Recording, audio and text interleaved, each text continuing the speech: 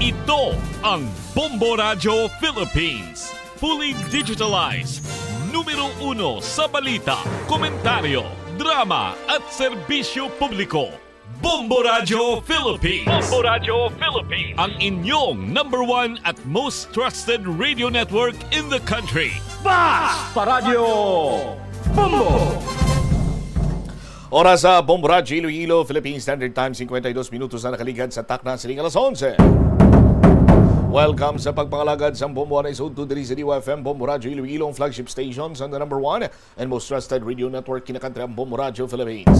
Adlaw kita karon sa Lunes sa Hulyo 2, 2025. Sa gihapon inimula nga nimo ang kurman Bombo Chama Blanco Hover. Sa mga nagapauna dalaguan karon nga mga balita. Ginabuluban tama sobra 14 milyones pesos nga kahalitan ginbilin sang sunog sa panwasang alimudyan sa National Comprehensive High School. Samtang mga estudyante temporaryo nga magaklase sa cover gym kag iban pa nga classroom sa amuman nga bulutuan. Dugang pa nga mga balita kag impormasyon ining non-contact apprehension kangay sa Metro Manila ginalantaw nga makabulig sa disiplina sa mga motorista diri sa syudad sa Iloilo. Samtang dalan sa banwasang haniway nga buho-buhoon ginpabombo. Gilayon ini nga solusyonan sang provincial government or ining provincial environment and resources or natural resources office. Samtang Iloilo City Police Office 10 padayon nga gina-validate ang reklamo sang minor de edad nga ginsumbag ginapayag ginsumbag sang pulis bangod sa utang sang iya sini nga Iloy. Muni madalagkuan mga balita issues kay impormasyon main sentro karon sa aton sini nga pagpangalagad sa gihapon diri sa palatuntunan na bombohanay sa Udo. All set naman sa aton sini nga mga kabombo ang NBA Finals 2025 sa tunga sang Indiana Pacers kag Oklahoma City Thunder. Hiwaton ina sa Biyernes ining adlaw, alas 8:30 sa aga. Ang Bombo Radio Iloilo maghahatag sa inyo sa mga latest updates sa NBA 2025 Finals. O sinuayhan ang makauna diri mga biyan sa ila sining serye Game 7 ini mo Game 7 series sa tunga sang Indiana Pacers kag subungman sang Oklahoma City Thunder. Lunsay mga bataon ang gina-expectar diri karon niya banwang makangkon sang unang kampyonato. Ang magtimbang siniyang team lunsay gutom sa kadalagan. Sa aton sini nga mga tagpalamati ang mga bataon nga players sang Indiana Pacers. Sa aton sini nga mga kauturan sa pagpanguna ni Tyrese Haliburton. Kag siyempre, hindi man naton pagkalimtan si Pascal Siakam nga mo ang nangina most valuable player sa Eastern Conference Finals. Samtang araman sa piyak sining team ang MVP or most valuable player sa bahin karon sa Oklahoma City Thunder. Sa Western Conference Division naman niya nga amo si Shai Gilgeous-Alexander. Ginbansagan man nga free throw merchant. Pero ang iban sini nagahambal nga dapat ang moniker ni SGA hindi kay the free throw merchant kundi the standard. Sa aton sini nga mga kabumbo kaya mo kuno niyang dapat sini nga standard sang player sa National Basketball Association.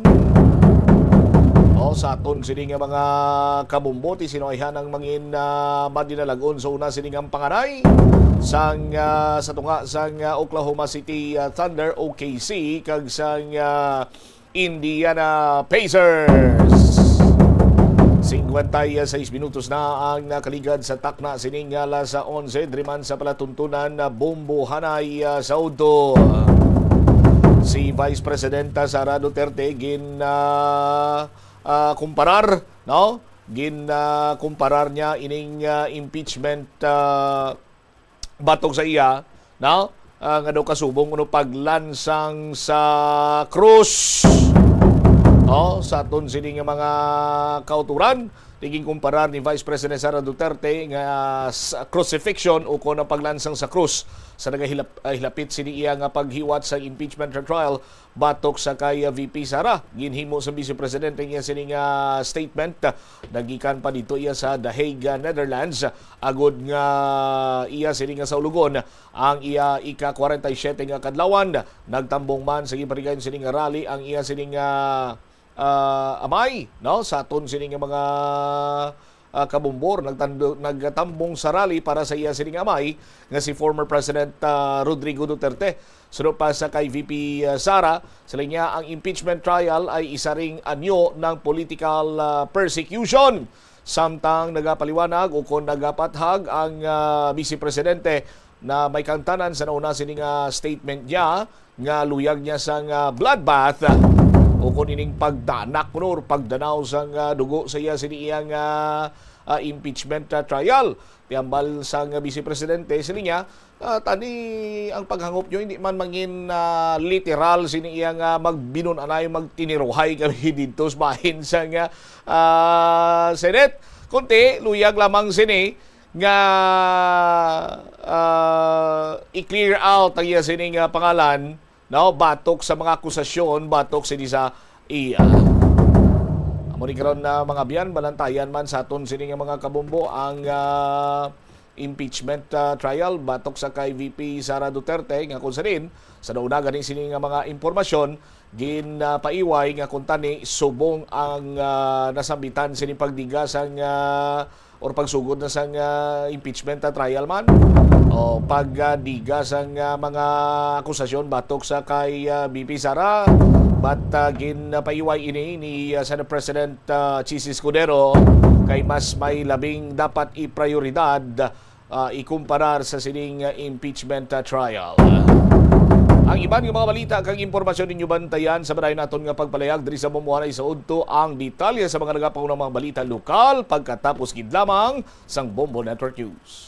Kunyara ikaw sa balay sang iban, importante ang pag-practice ang good manners and right conduct sa pagpakita sang respeto sa tagbalay sa ila space kag sa ila pamilya. Be punctual. Kung ginimbitar ikaw sang tagbalay nga magkadto sa ila, mag-abot sa ginistoryan nga oras, hindi tuman ka temprano kag hindi man tuman ka late. Paibalon gilayon ang tagbalay kung makaabot ka nga late o kung hindi ka makakadto sa ila. Magdala sang regalo sa tagbalay kaangay sang bulak o kung pagkaon. Apisar hindi man ini mandatory, apang makabig ini nga maayo nga pamaagi sa pagpakita sang appreciation sa iya nang inimbitasyon. Kung ikaw ang gin-invite para magkaon, magtanyag sang bulig sa pagpreparar sa kusina o kung himuson ang kinanana pagkatapos.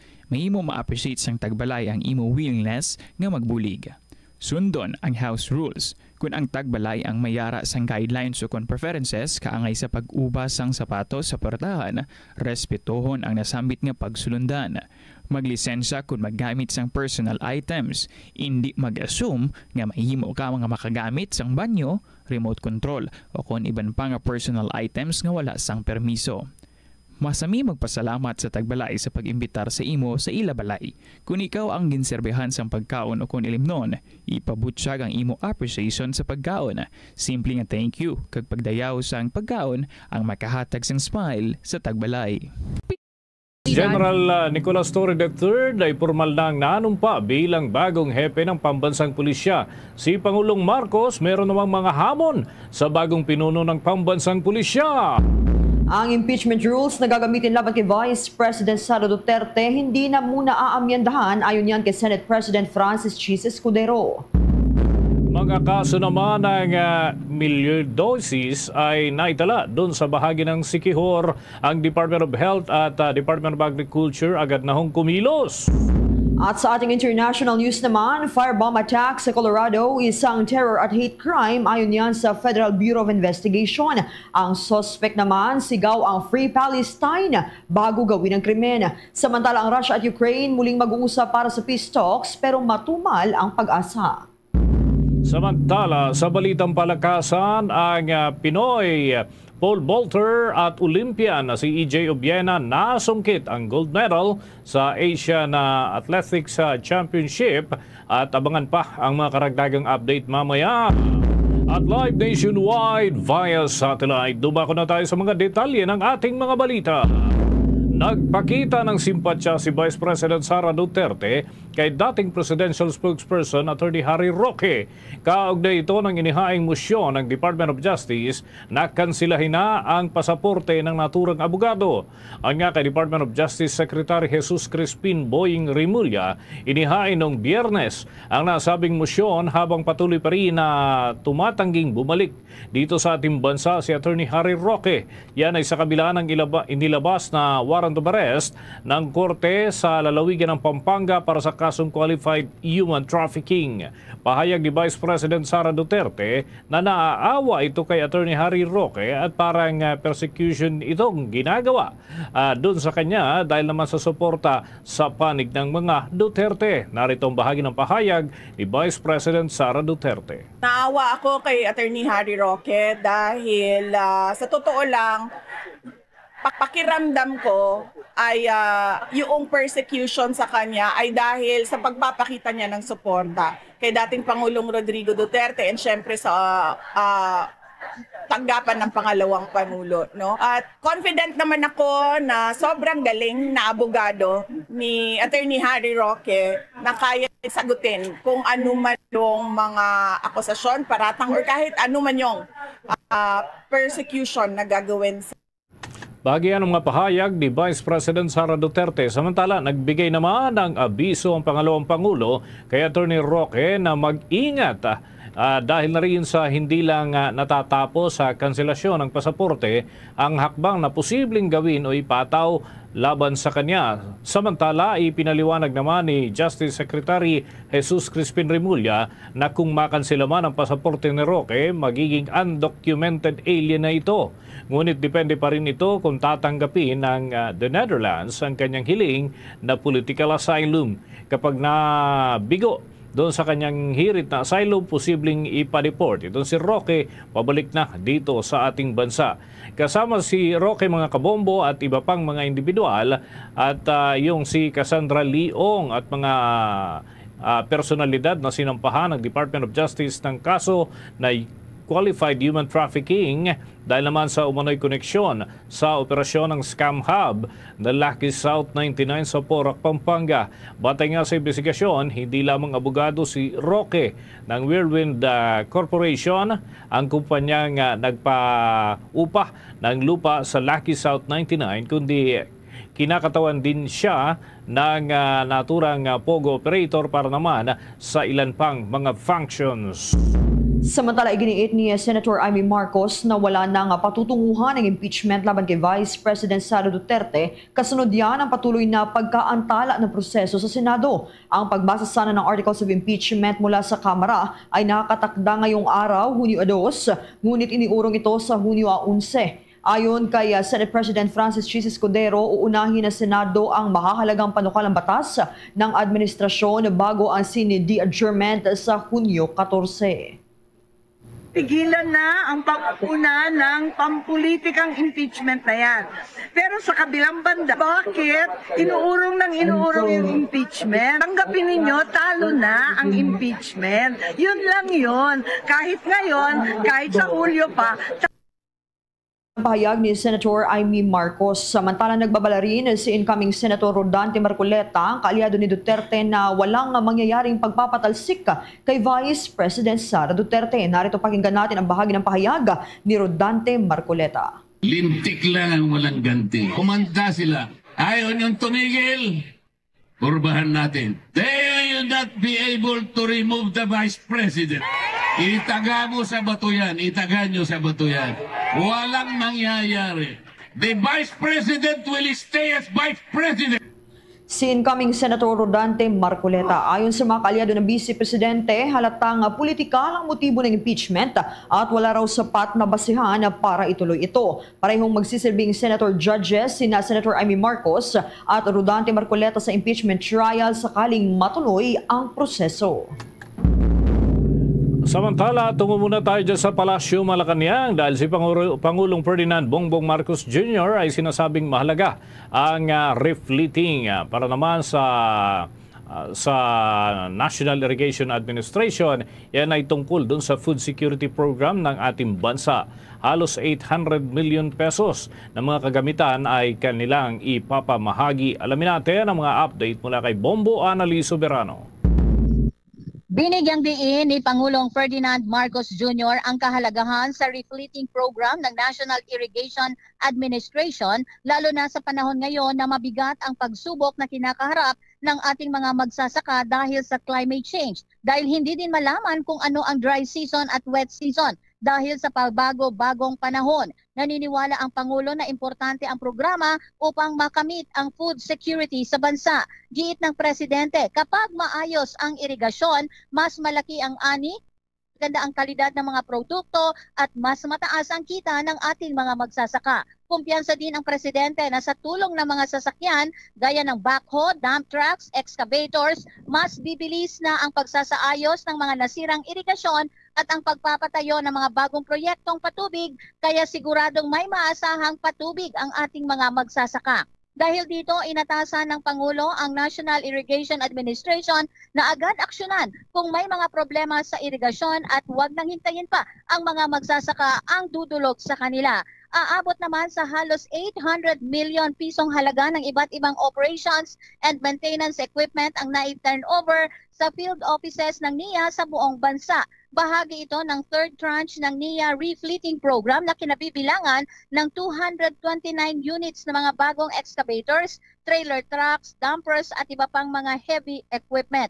Layo ng programa na gawing moderno at upgraded ang mga kagamitan ng ahensya para sa mas epektibong operasyon. Pakinggan natin ang pahayag ni Pangulong Ferdinand Marcos Jr. Kayo na ang umikot sa ating mga magsasaka. Pabilisin na ang tugon sa kanilang problema at higit sa lahat, maglingkod ng tapat.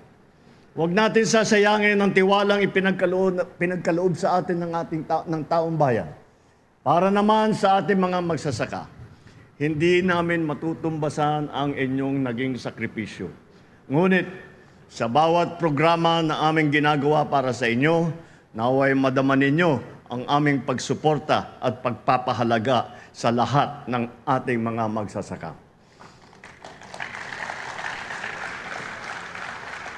Kayo po, aming mahal na magsasaka, ang isa sa mga haligi ng ating bansa.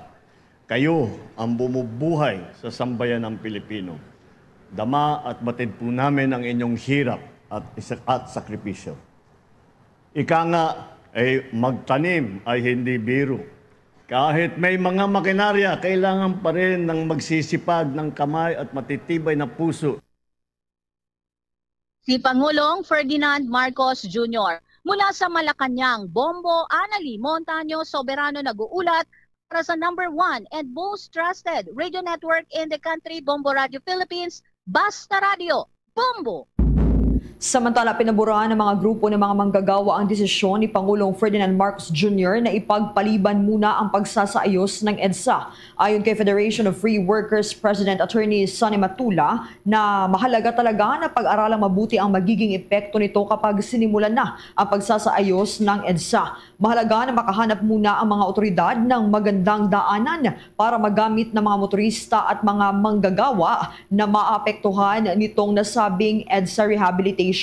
Magugunitang ipinaglaban ng isang buwan ng Pangulo o ipinagpaliban ng isang buwan ng Pangulo ang pagsasaayos ng EDSA dahil nakikita niya na matagal ang 2 taon na pagsasaayos na tiyak na magdudulot ito ng matinding trapiko. Mahalagaan niya na magkaroon ng mahigit na konsultasyon sa iba't ibang sektor para pag-usapan ang epekto nito.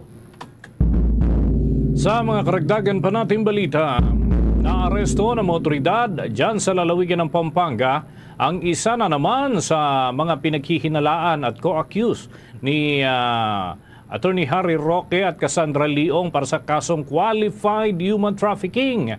Laban nga dyan sa naturang mga opisyal ng Scam Hub. Ang suspect mga kabombo ay kinilala na si alias Mariano. Isa ho siyang 49 anyos isa ho siya sa 49 na co-accused ni Roque at Ong dahil naman sa kanilang partisipasyon sa naturang scam hub. Ayon sa Criminal Investigation and Detection Group o CIDG, inaresto itong si Mariano doon sa Clark, Pampanga noon pang araw ng Sabado. Ang naturang individual mga kabombo ay isa sa mga security guard na naka-duty nang mangyari ang umano'y trafficking in person sa Lucky South 99 Outsourcing Incorporated, isang Philippine offshore gaming operator sa Porac dyan sa lalawigan ng Pampanga. Pinayuhan ni Criminal Investigation and Detection Group Director Police Major General at ngayon ay bagong PNP Chief Nicolas Torre III ang iba pang mga co-accused na kusa na lamang sumuko dahil patuloy ang kanilang operasyon at paghahanap ng kanilang tracker team at yan ay may kinalaman pa rin doon sa mga personalidad na nauugnay sa nasabing illegal na gawain. Matatandaan na mga arrest warrant laban kina Roque, Ong at iba pang mga sangkot doon sa nasabing krimen ay inilabas na ng Regional Trial Court ng Angeles City noon pang 15 ng Mayo ng taong 2024. Una nga rito mga kabombo, noong Mayo 22, nahuli rin itong si alias Marlon, isa pang co-accused sa isang entrapment operation sa Mabalacat City, dyan pa rin sa probinsya ng Pampanga. Samantala, pinabulaanan ni Roque ang mga paratang na may kaugnayan siya sa nasabing usapin at kailanman daw ay hindi siya naging abogado ng illegal Philippine offshore gaming operators at hindi rin siya naging abogado ng Lucky South 99. Ayon sa kanya, sinamahan lang niya si Cassandra Leong sa isang meeting dahil akala niya ay biktima ito ng kasong estafa. Si Roque mga kabombo ay kasalukuyang humihingi ng asylum doon sa the Netherlands at yan ay kabilang sa mga usapin na hinahabol naman ng gobyerno ng Pilipinas laban sa kanya. Sa iba pang mga usapin, naglatag ng mga direktiba si Pangulong Ferdinand Marcos Jr. kay Police General Nicolas Torre III kasabay ng kanyang pag-upo bilang bagong hepe ng Philippine National Police. Sa change of command ceremony sa Camp Crame, sinabi ni Pangulong Marcos na ang panunungkulan ni General Torre ay kasabay ng panahon ng masalimuot na hamon sa seguridad ng bansa. Kabilang na riyan ang transnational crimes, cyber threats, karahasan, dulot ng mga extremist at ang issue ng katiwalian sa loob mismo ng Philippine National Police. Hamon ng Pangulo kay General Torre panatilihing malinis at marangal ang hanay ng kapulisan. Hiniling niyang pabilisin ang investigasyon sa mga tiwaling pulis upang agad na maibigay ang hustisya at maibalik ang tiwala ng publiko. Inatasan din ng Pangulo ang bagong liderato ng Philippine National Police na paigtingin ang presensya ng mga pulis sa mga lansangan, lalo na sa mga lugar na mataas ang krimen. Dapat anyang laging may pulis na handang tumugon at magprotekta sa mamamayan anumang oras. Bahagi rin ng hamon ang pagpapatuloy ng kampanya kontra iligal na droga. Ayon sa punong ehekutibo, dapat habulin hindi lamang ang malalaking drug syndicates, kundi pati na rin ang mga maliliit na tulak sa mga komunidad. Pinaalahanan din ng Presidente ang mga pulis na huwag gamitin ang kapangyarihan para sa pansariling interes at sa halip dapat silang maging tagapagtaguyod ng katarungan, kapayapaan at kaunlaran. Sa huli hinimok ng Pangulo si General Torre na palakasin ang ugnayan ng Philippine National Police sa mga komunidad, lokal na pamahalaan at iba pang ahensya upang mas mapabuti ang serbisyo para sa mamamayan. Oras natin sa buong kapuluan mga kabombo at mga ka-Star Nation. 15 minuto na makalipas ang alas 12 ng tanghali. At sa pagkakataong ito, kuha tayo ng mga karagdagang report mula ho dyan sa Camp Crame, Quezon City. Dahil itong si Police General Nicolas Torre III, ang bagong pinuno ng pambansang pulisya, ay formal na ngang nanumpa bilang hepe ng Philippine National Police. Alamin natin mga kaganapan dyan sa pag-uulat ni Bombo Bea Pinisa.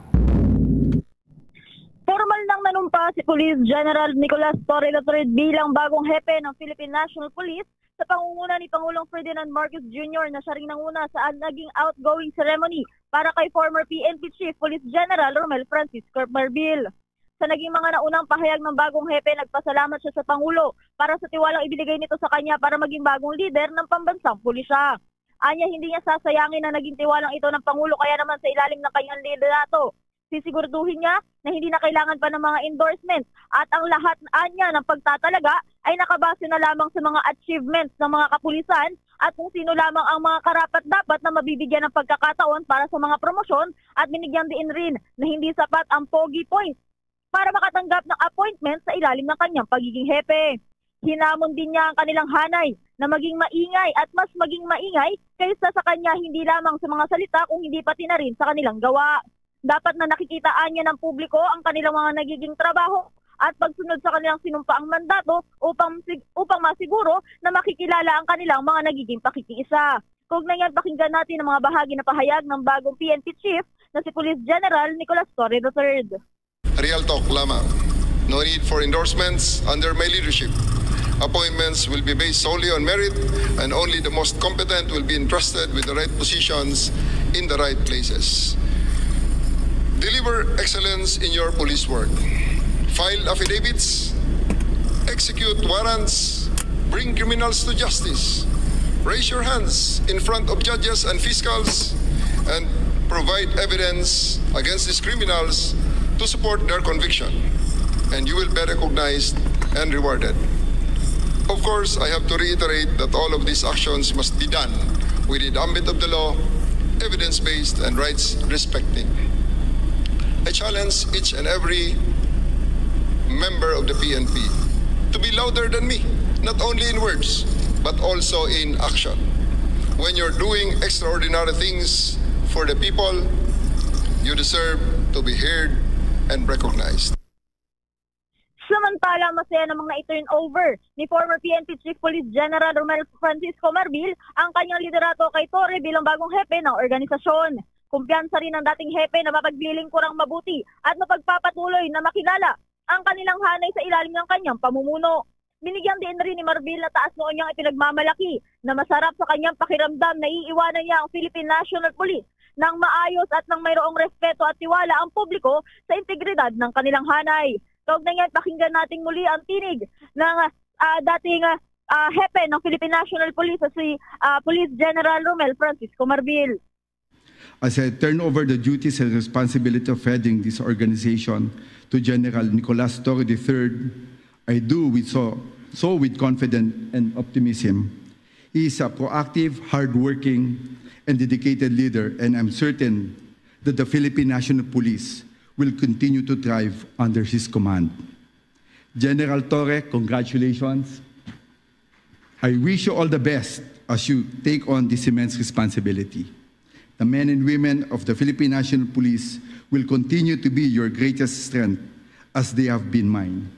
So looking back on all that we have accomplished, the challenges we surpassed, the victories we claimed, and the values we upheld, no achievement is greater than having brought dignity to this uniform.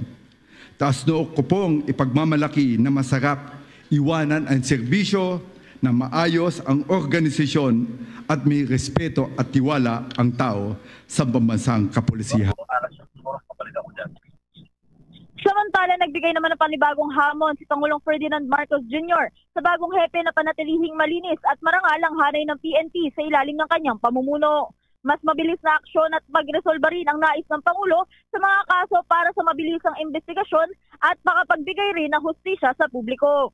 Buong tapang naman itong tinanggap ni Torre at sinisiguro magiging malinis at may integridad ang pambansang pulisya. Yan muna mga updates mula dito sa Campo Crame. Bombo Bea Piniza nag-uulat para sa the #1 and most trusted radio network in the country, Bombo Radio Philippines, Basta Radio. Bombo! Bombo International News.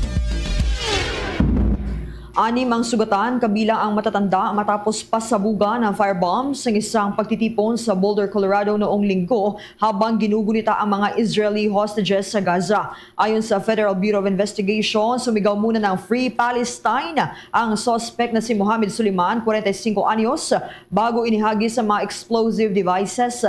Lahat ng biktima ay dinala sa ospital at isa sa kanila ay halos buong katawan ang may paso ayon yan sa testigo. Itinuturing ng FBI kinalagay ang insidente bilang isang targeted terror attack habang ayon naman sa Colorado attorney na general, maituturing din itong isang crime hate.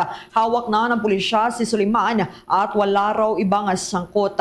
Ayon naman kay Colorado Governor Jared Polis, hindi kapanipaniwalang na may ganitong pag-atake laban sa Jewish community. Ang insidente ay nangyari sa gitna ng tumitinding tensyon sa United States kaugnay ng Israel-Gaza conflict kung saan dumarami ang anti-Semitic at anti-Palestinians incidents.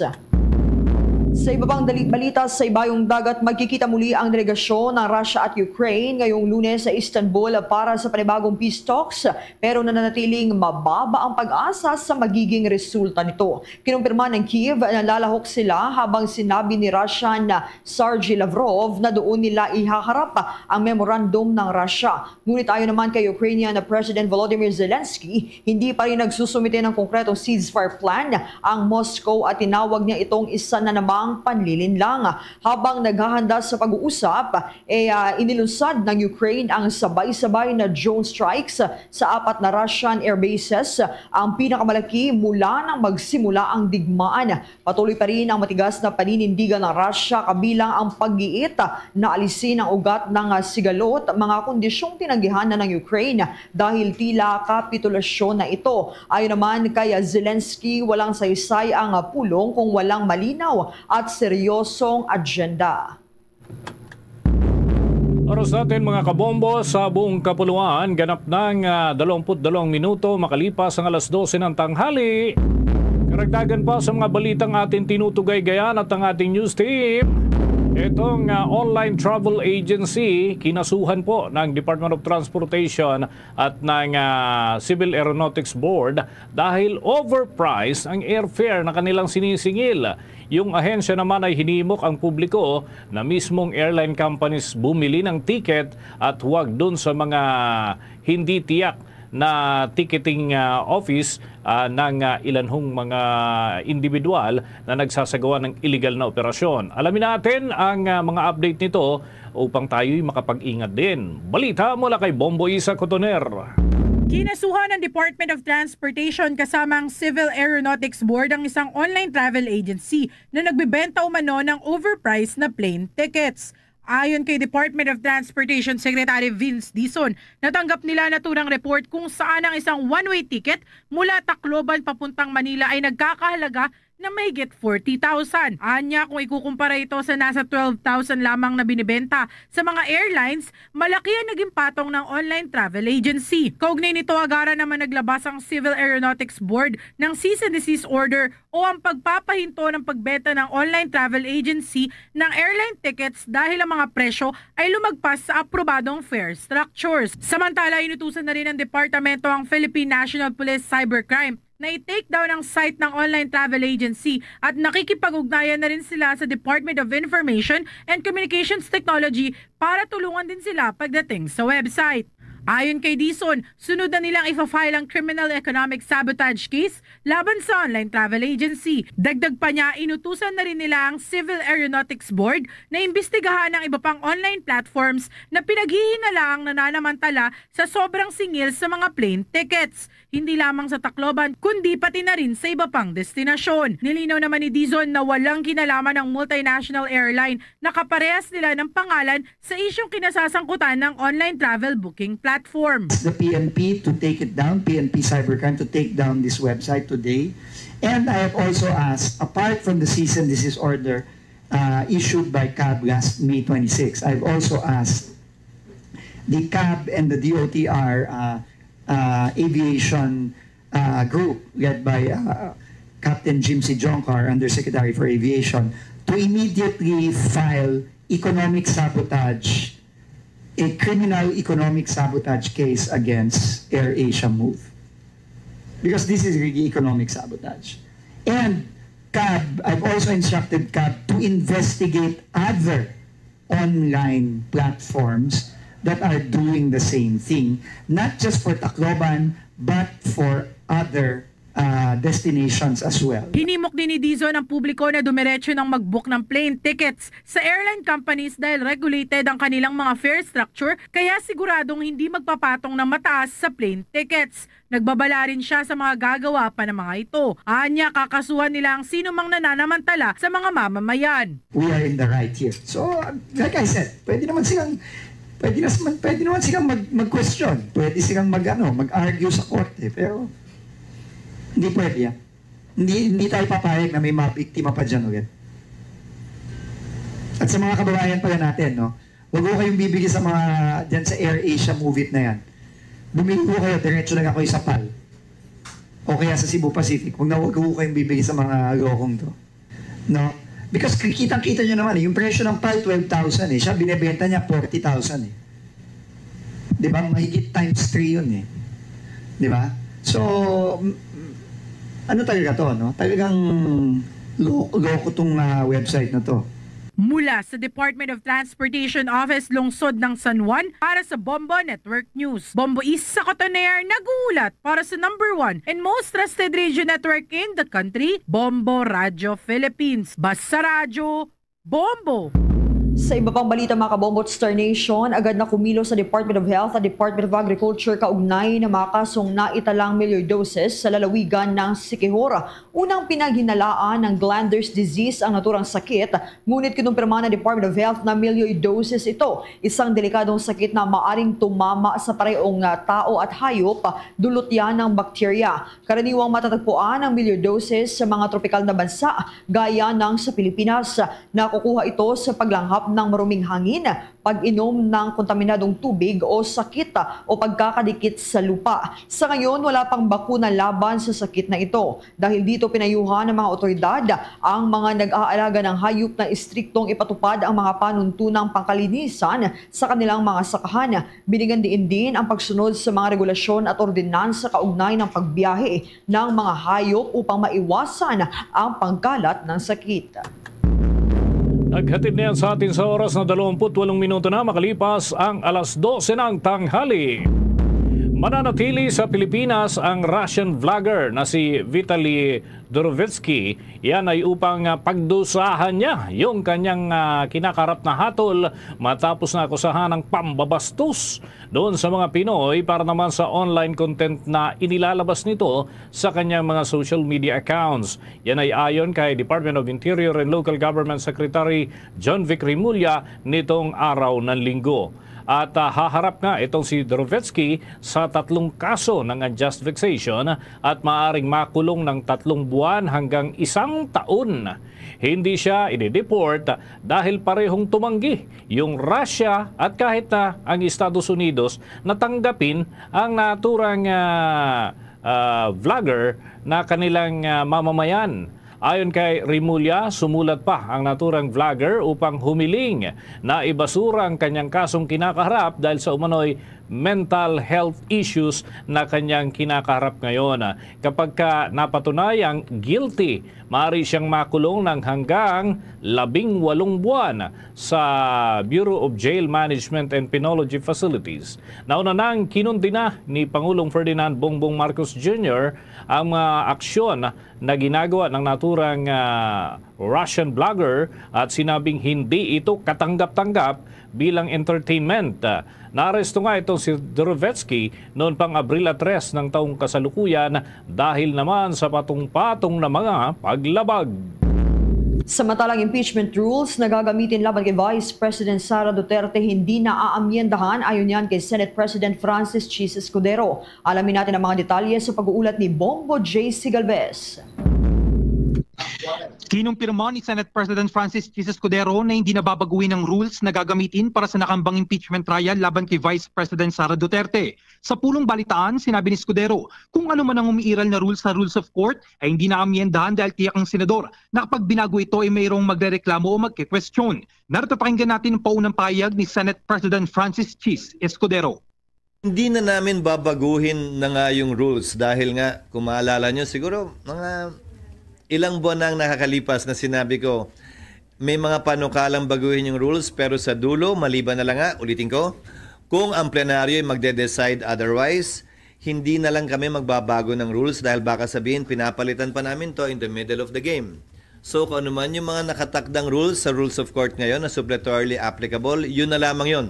Dahil tiyak ko, ano man ang baguhin namin sa rules ngayon, may magrereklamo at magrereklamo mula sa isa o sa kabilang panig, citing, quote-unquote, changing the rules in the middle of. Samantala, Bombo Dennis, sumagot din si Escudero sa naging payag ni Senate Minority Leader Coco Pimentel na dapat sinimulan na ngayong linggo ang presentasyon ng articles of impeachment at pag-convene nga ng Senado bilang isang impeachment court. Ayon kay Escudero, batay sa rules, merong 10 araw ang nasasakdal na sumagot sa ipadadalang summons at kung June 3 anya na ipadala kay VP Sara at June 13 matatanggap ay adjourn na rin ang Senado. Hindi na rin anya maaari pang sumagot ng pleadings o mag-file ng sagot si VP Sara sa summons ng June 30 dahil tapos na ang kanilang otorisasyon mula sa 19th Congress. Wala na rin anyang gagawin pang pre-trial pagdating naman ng June 30. Gayunpaman, sinabi ni Escudero na lahat ng impeachment proceedings laban kay VP Sara ay gagawin sa June 11 sa ilalim yan ng 19th Congress. Dahil anya kailangang unahin ang mga nakabinbin na panukalang batas bago tuluyang isara ang 19th Congress at buksan sa Hulyo ang 28th Congress. Narito pakinggan pa natin ang bahagi ng payag ni Senate President Francis Chis Escudero. Lahat-lahat na. Ngayon, bakit? Meron kaming rule kaugnay ng 3 days bago namin ma-third reading ang isang panukalang batas. Pag hindi namin na second reading yan this week, hindi na namin mata-third reading yan next week. So time is of the essence insofar as passing certain bills are concerned na para mahabol yan sa 19th Congress. Kumbaga, yung pwede namin gawin ngayong linggo, hindi na namin pwedeng gawin next week kung gusto pa namin itong humabol. Sa kabilang banda, yung pag-issue ng summons, whether June 3 yan or June 11, pareho lamang naman ang epekto dahil yung panahong bibigay sa nasasakdal kay VP Sara para sumagot, babagsak na rin sa petsa na wala ng sesyon ang Senado at ang Kongreso. Yung trial sa July 28 pa naman, 20th Congress, walang mawawala, walang madadagdag, walang mababawas. Pero itong mga second at third reading, malaki ang mawawala, malaki ang mababawa. Bombo Dennis, naniniwala naman si Escudero na kayang matapos sa Oktubre ang impeachment trial laban kay VP Sara Duterte. Dahil anya 7 articles of impeachment lamang ang lilitisin ng Senado at mahabang panahon na rin anyang binigay sa prosecution at defense para maghanda. Hindi raw napahintulutan na magkaroon ng pagkaantala dahil meron ng sapat na panahon yung dalawang panig para maghanda ng mga ebidensya at iba pa kaugnay nga sa paglilitis laban kay VP Sara. Okay, mula Bombo, rito, JC? Yes, Bombo Dennis. Maliban dito sa schedule ng pagbasa ng articles of impeachment, yung panig ng Senado na tatayo bilang impeachment court, ongoing din ba yung ibang mga preparasyon dyan? Halimbawa, yung structural issues, yung podium na gagamitin, yung silid na pananatilihan ng defense team at prosecution team, meron na bang mga ginagawang adjustment dyan? Kasi kung ito ay naantala at wala na rin ginagawang iba pang preparasyon, mukhang may kukwestiyon ito sa korte, Bombo JC. Pero kumusta ang mga ginagawang paghahanda dyan sa panig ng Senado? Bombo Dennis, ngayong araw nga, June 2, yung pagbubukas muli ng sesyon ng Kongreso at mamayayang alas 3 ng hapon. Kaugnay naman sa paghahanda ng Senado, kaugnay sa nakambang impeachment trial laban kay VP Sara, sa ngayon, Bombo Dennis, ay wala pang paghahanda o preparasyon kaugnay nga dito sa setup, na yung podium na tatayuan at kung ano man yung setup. Dito sa plenaryo Bombo Dennis, ang tanging setup lamang dito yung kung anong setup ng regular session, kung anong ginagawa dito sa plenaryo sa Senado Bombo Dennis. Okay, dako naman tayo dun sa magaganap mamaya, regular schedule ba ito, Bombo JC, o pwedeng mag-extend sila dahil marami-rami, kung di ako nagkakamali, 100 yung mga panukalang batas na kailangan nilang aksyonan, tama ba?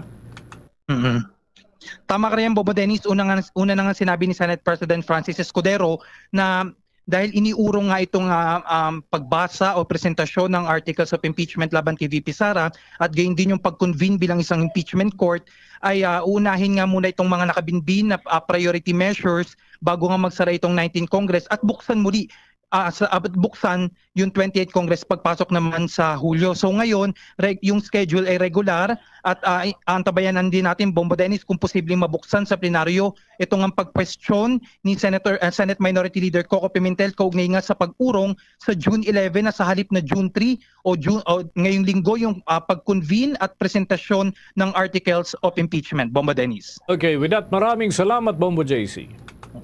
Yan muna ang update dito sa Senado. Ako si Bombo JC Galvez, nagulat para sa number 1 and most trusted radio network in the country, Bombo Radio Philippines. Basta Radio. Bombo! Oras natin, 24 na minuto bago sumapit ang 1:00 ng hapon. Mapa tayo ng mga karagdagang report. Ang Department of Justice ay binigyang diin na legal ang naging pag-aresto kay dating Congressman Arnulfo Arnie Teves Jr. doon sa Timor-Leste. Alamin natin ang mga update mula dyan sa Department of Justice. May balita si Bombo Grant Hilario. Binigyang diin ng Department of Justice na legal ang naging pagkakaresto kay dating Congressman Arnulfo Arnie Teves Jr. nang ito'y dalhin mula Timor-Leste tungo sa bansa. Ito mismo ang naging paglilinaw ni Justice Undersecretary Raul Vasquez hinggil sa usapin ng legalidad sa pagkakadakip ng mga otoridad ng naturang bansa kay former Negros Oriental Representative Arnie Teves Jr. Ayon kasi sa kanya, wala namang nilabag ang mga ito sa batas at nilinaw pang akma lamang ang ginawa ng bansang Timor-Leste buhat ng mga ipinakitang kilos ni Teves habang ito'y inaaresto. Kung saan, pinabulaanan din niya na may karahasan o torture umanong nangyari sa pagkakadakip sa dating kongresista sapagkat kita naman raw sa video na legal ang ginawang hakbang ng mga otoridad sa bansang Timor-Leste. Hindi naman torture siguro, nakita naman natin yung video Kung nagpupumiglas siya kasi, so yung pagpupumiglas, pwede ng insistence from arrest ang ginawa Kasi legal naman yung pag-aresto sa kanya. Gayunpaman, ipinaliwanag ni Department of Justice Undersecretary Raul Vasquez na hindi niya umano nais panghimasukan kung papaano ang sistema ng bansang Timor-Leste. Naniniwala kasi siya na kung mayroon mang questionable nangyari o naganap sa pagkakaresto, ito'y dapat lamang rin matignan o masuring maigi. Ngunit aniyay, dapat idulog ito sa mga otoridad ng bansang Timor-Leste sakaling nakakita ang kanilang panig ng irregularidad sa implementasyon ng pagkakaaresto. Idinagdag din ng naturang Undersecretary na ang pagdulog sa mga kinauukulan ng Timor-Leste hinggil sa isyong ito ay para maaksyonan ng bansa at maiwasan ng maulit pang muli. But yan anyway, look, this is a side comment lamang dahil that is an internal matter to them. Ayaw na natin panghimasukan yan at yan ay isang bagay na dapat tingnan nila at kung mayroong question na gano'n, siguro nararapat lamang na idulog nila sa mga Timorese authorities para ma-actionan at hindi na mangyari ulit. Maalala na si dating Congressman Arnie Teves Jr. ay inaresto ng mga otoridad ng bansang Timor-Leste at ibinalik dito sa Pilipinas kamakailan lamang kung saan sa kasalukuyan ay siya'y nasa kustodiya na ng pamahalaan ng bansa matapos ang naging pagkakaresto sa kanya. Kinakaharap nito ang pagiging sangkot at itinuturo umanong mastermind sa likod ng pagpatay kay former Negros Oriental Governor Roel Degamo at ilan pa noong 2023 sa Pamplona, Negros Oriental. Mula sa Department of Justice, Bombo Grant Hilario, nag-uulat para sa the number 1 and most trusted radio network in the country, Bombo Radio Philippines. Basta Radio. Bombo! Bombo Sports News. Mga kabombo, namayagpag at muling inulan ang pagbati at pinatunayan kasi nitong si Filipino Olympian EJ Obiena na siya ang hari ng pole vault sa Asia. Yan ay matapos niyang masungkit ang gintong medalya sa 2025 Asian Athletics Championship sa Sumy, South Korea nitong Sabado ng gabi. Na-clear nitong si Obiena ang 5.77 meters sa kanyang unang attempt pa lamang sa jump-off laban kay Huang Bokai ng China na nabigo namang makatawid sa bar. Pareho silang nakapagtala ng 5.72 meters ngunit parehong nabigo sa 5.82 meters. Kaya nauwi sa jump-off. Bronze medalist si Petsapong Amsamang ng Thailand sa meron hong lundag na may taas na 5.67 meters. Ito na ang ikatlong sunod mga kabombo na gintong medalyang nakamit ni Obiena sa Asian Championships. Matapos naman magwagi rin noong 2019 sa Doha, Qatar at 2023 sa Bangkok, Thailand. Siya pa rin ang nag-iisang medalist ng Pilipinas sa edisyong ito. Nakatakdang bumalik agad si Obiena sa kanyang training bilang paghahanda sa 2025 Southeast Asian Games doon sa Bangkok, Thailand ngayong darating na Disyembre, kung saan target naman niya na depensahan ang kanyang titulo at higitan pa ang sariling SEA Games record. Mga kabombo, mga ka-Star Nation, kuha muna tayo ng mga balita mula sa ating mga lalawigan. Ito mga kabombo, yung update natin hinggil ho dyan sa ginagawang hakbang sa San Juanico Bridge ay kinakailangan daw ng retrofitting works at may hinihiling na tulong yung mga residente at mga lokal na opisyal dyan ho sa bahagi ng Eastern Visayas. At may balita ang Bombo Radio Tacloban. Tiniyak ng Department of Public Works and Highways o DPWH na sisimulan na sa lalong madaling panahon ang rehabilitasyon ng San Juanico Bridge. Ayon kay Department of Public Works and Highways Secretary Manuel Bunuan, nakatakdang isumite ang plano para sa retrofitting works sa Hunyo 5 at pagkatapos nito ay agad nang sisimula ng pagsasaayos at rehabilitasyon ng tulay. Dagdag pa ni Bunuan, pinag-aaralan din nila ang posibilidad na payagan ang mga sasakyang may bigat na 10 hanggang 12 tonelada o higit pa na makatawid pagkatapos naman ng 5 buwan. Bagamat wala pang tiyak na petsa kung kailan magsisimula ang proyekto, ay tiniyak naman ni Bunuan na mabilis itong isasagawa. Ang pondong gagamitin para sa proyekto ay magmumula naman sa Asian Development Bank.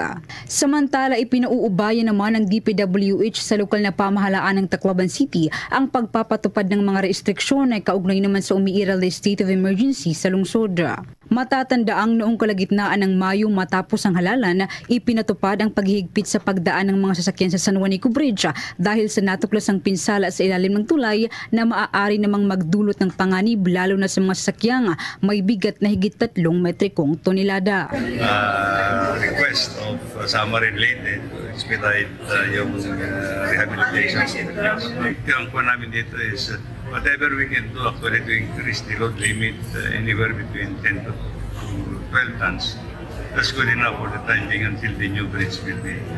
Ang mga type of vehicles ang kaya buses, the buses will be allowed siguro, the buses, yung mga 6-wheeler trucks siguro, yung mga 10-wheelers siguro sa Roro muna. Ang pagkikipagpanayam ng Bombo Radio Tacloban kay Department of Public Works and Highways Secretary Manuel Bunuan.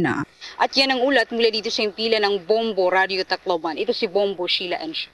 Para sa number 1 and most trusted radio network in the country, Bombo Radio Philippines. Sa Basta Radio, Bombo. Doon naman sa bahagi ng Western Visayas, ang port sa Iloilo nakakaranas rin ng malalang congestion ng mga trucks. Naapektado ang ruta dahil sa pagsara ng kinukumpuning San Juanico Bridge. Alamin natin ang mga detalye sa pag-uulat ng Bombo Radio Iloilo.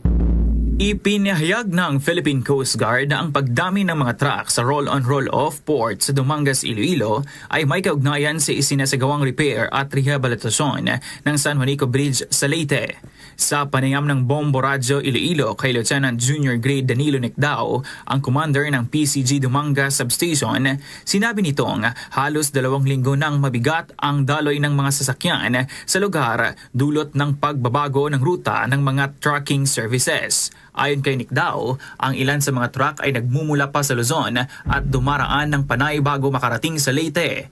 Hindi pa tiyak ayon sa opisyal kung hanggang kailan magtatagal ang ganitong sitwasyon, lalo't posibleng matatagalan ang pagkukumpuni ng San Juanico Bridge. Gayunpaman, sinabi ni Nicdao na magsasagawa sila ng pagpupulong kasama ang local government unit at ng Philippine Ports Authority upang matugunan ang problema, lalo't maraming pribadong sasakyan ang patungong Negros Island ang apektado. Dagdag pa niya, paiigtingin din nila ang maritime security at pre-departure inspection upang maiwasan ang posibleng mga iligal na aktibidad, lalo't dagsa ang mga sasakyang dumadaan sa pantalan. Noong unang linggo is pabugso-bugso lang yung pagdagdag ng tracking. Then ngayon, last week, halos dumoble na talaga yung tracking natin. And kita naman na affected lahat ng mga private vehicles natin na bumabiyahe papuntang Bacolod kasi mas mahaba yung pila ng tracking, mas napagbibigyan sila ng mga ro-ro vessel natin. Isang main reason na rito is yung pag-rehabilitate ng San Juanico Bridge. Yung mga tracking papuntang Samar is i-reroute from Luzon papunta ng Panay Island to Bacolod, Cebu. Si Lieutenant Junior Grade Danilo Nicdao, Commander ng PCG Dumangas Substation. Mula dito sa Bombo Radio, Iloilo. Ako si Bombo Ronel Palencia Brabanzo para sa the #1 and most trusted radio network in the country, Bombo Radio Philippines. Basta Radio, Bombo! Dako pa tayo sa mga karagdagan nating balita. Itong isang nurse na 6 na buwan umanong buntis ay nasawi matapos mabundol at masagasaan pa, madaganan ng 2 pang sasakyan. Doon ho ito nangyari sa Bago City sa Negros Occidental. Habang yung sanggol ay pasintabi sa mga nanananghalian mga kabombo, hindi ho kagandahan yung nangyari din. Pati yung sanggol ay nadamay. Alamin natin ang kabuuan ng ulat mula sa Bombo Radio Bacolod. Patay ang nurse na nagdadalang tao at 6 na buwang bata sa sinapupunan nito matapos masagasaan ng 2 pribadong sasakyan sa Purok Proper North, Barangay Talok, Bago City, Negros Occidental alas 9:15 kagabi. Sa panayam ng Bombo Radio Bacolod kay Police Lieutenant Colonel Ariel Pico, officer in charge ng Bago City Police Station, tumatawid sa pedestrian lane ang 36 anyos na si Maria Angela Buendia, residente ng nasabing lugar nang ito ay masagasaan ng Toyota Avanza Wagon na minamaneho ni Philip Johnson Cantilier, 30 anyos, residente ng Barangay Cabog, Bacolod City na nanggaling sa sur patungong norte. Tumila po ng biktima sa kabilang lane, ngunit ito ay naapakan naman ng Toyota Yaris Wagon na minamaneho ni Salvador Castro, 59 anyos, residente ng Pulupandan. Dahil sa lakas ng impact, lumabas at tiyan ni Buendia ang 6 na buwan na baby nito. Dinala ang ina sa ospital, ngunit idineklarang dead on arrival. Sa ngayon, nasa kustodiya ng Bago City Police Station ang 2 driver, ngunit ayon kay Pico, posible na magpasettle na lamang ang pamilya ng biktima. Nagkataon lang nasa pagtawid niya itong Avanza na may sinusundan na motor, hindi siya napansin. Kaya namangga siya. Dahil doon sa impact ng pagkabangga ng Toyota Avanza, tumilapon siya sa kabilang lane. Na kung saan nandun naman yung Toyota Avanza na tumatakbo sa magkasalungat na direction. So, ang nangyari, nang nabangga siya, tumilapon siya sa kabilang side ng highway, naapakan naman siya ng tumatakbo na Yaris. At dahil doon, sa impact ng pagtapak doon ng Yaris, lumabas yung bata sa kanyang sinapupunan.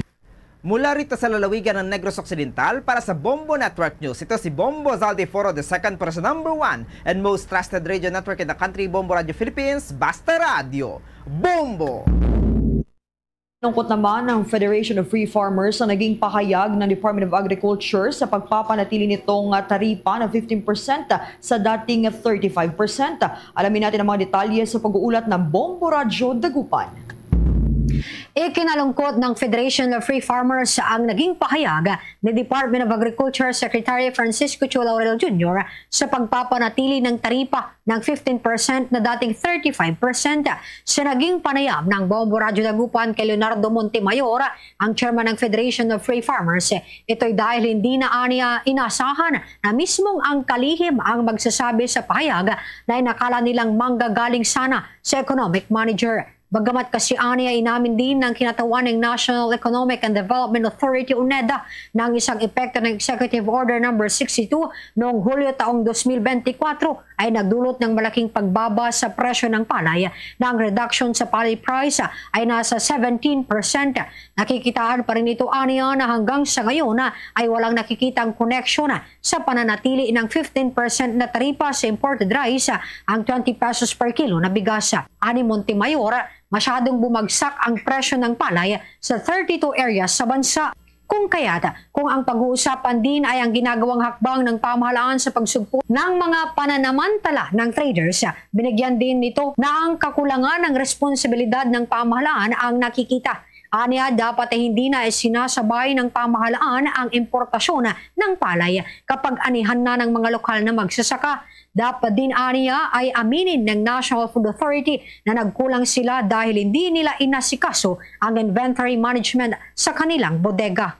Samantala, pabor naman ito sa pagtatakda ng floor price.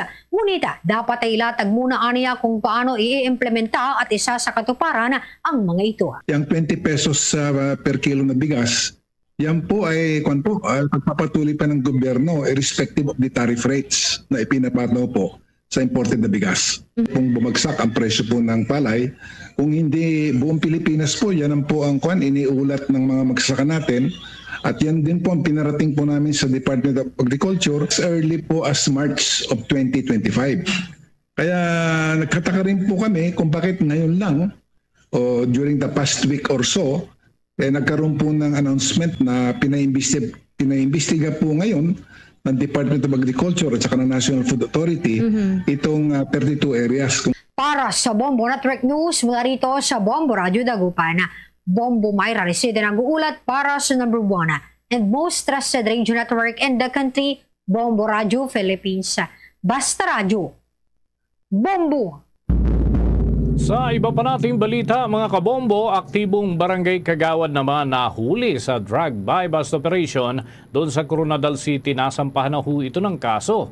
Alamin natin ang update mula naman sa nakalap na impormasyon ng Bombo Radio Coronadal.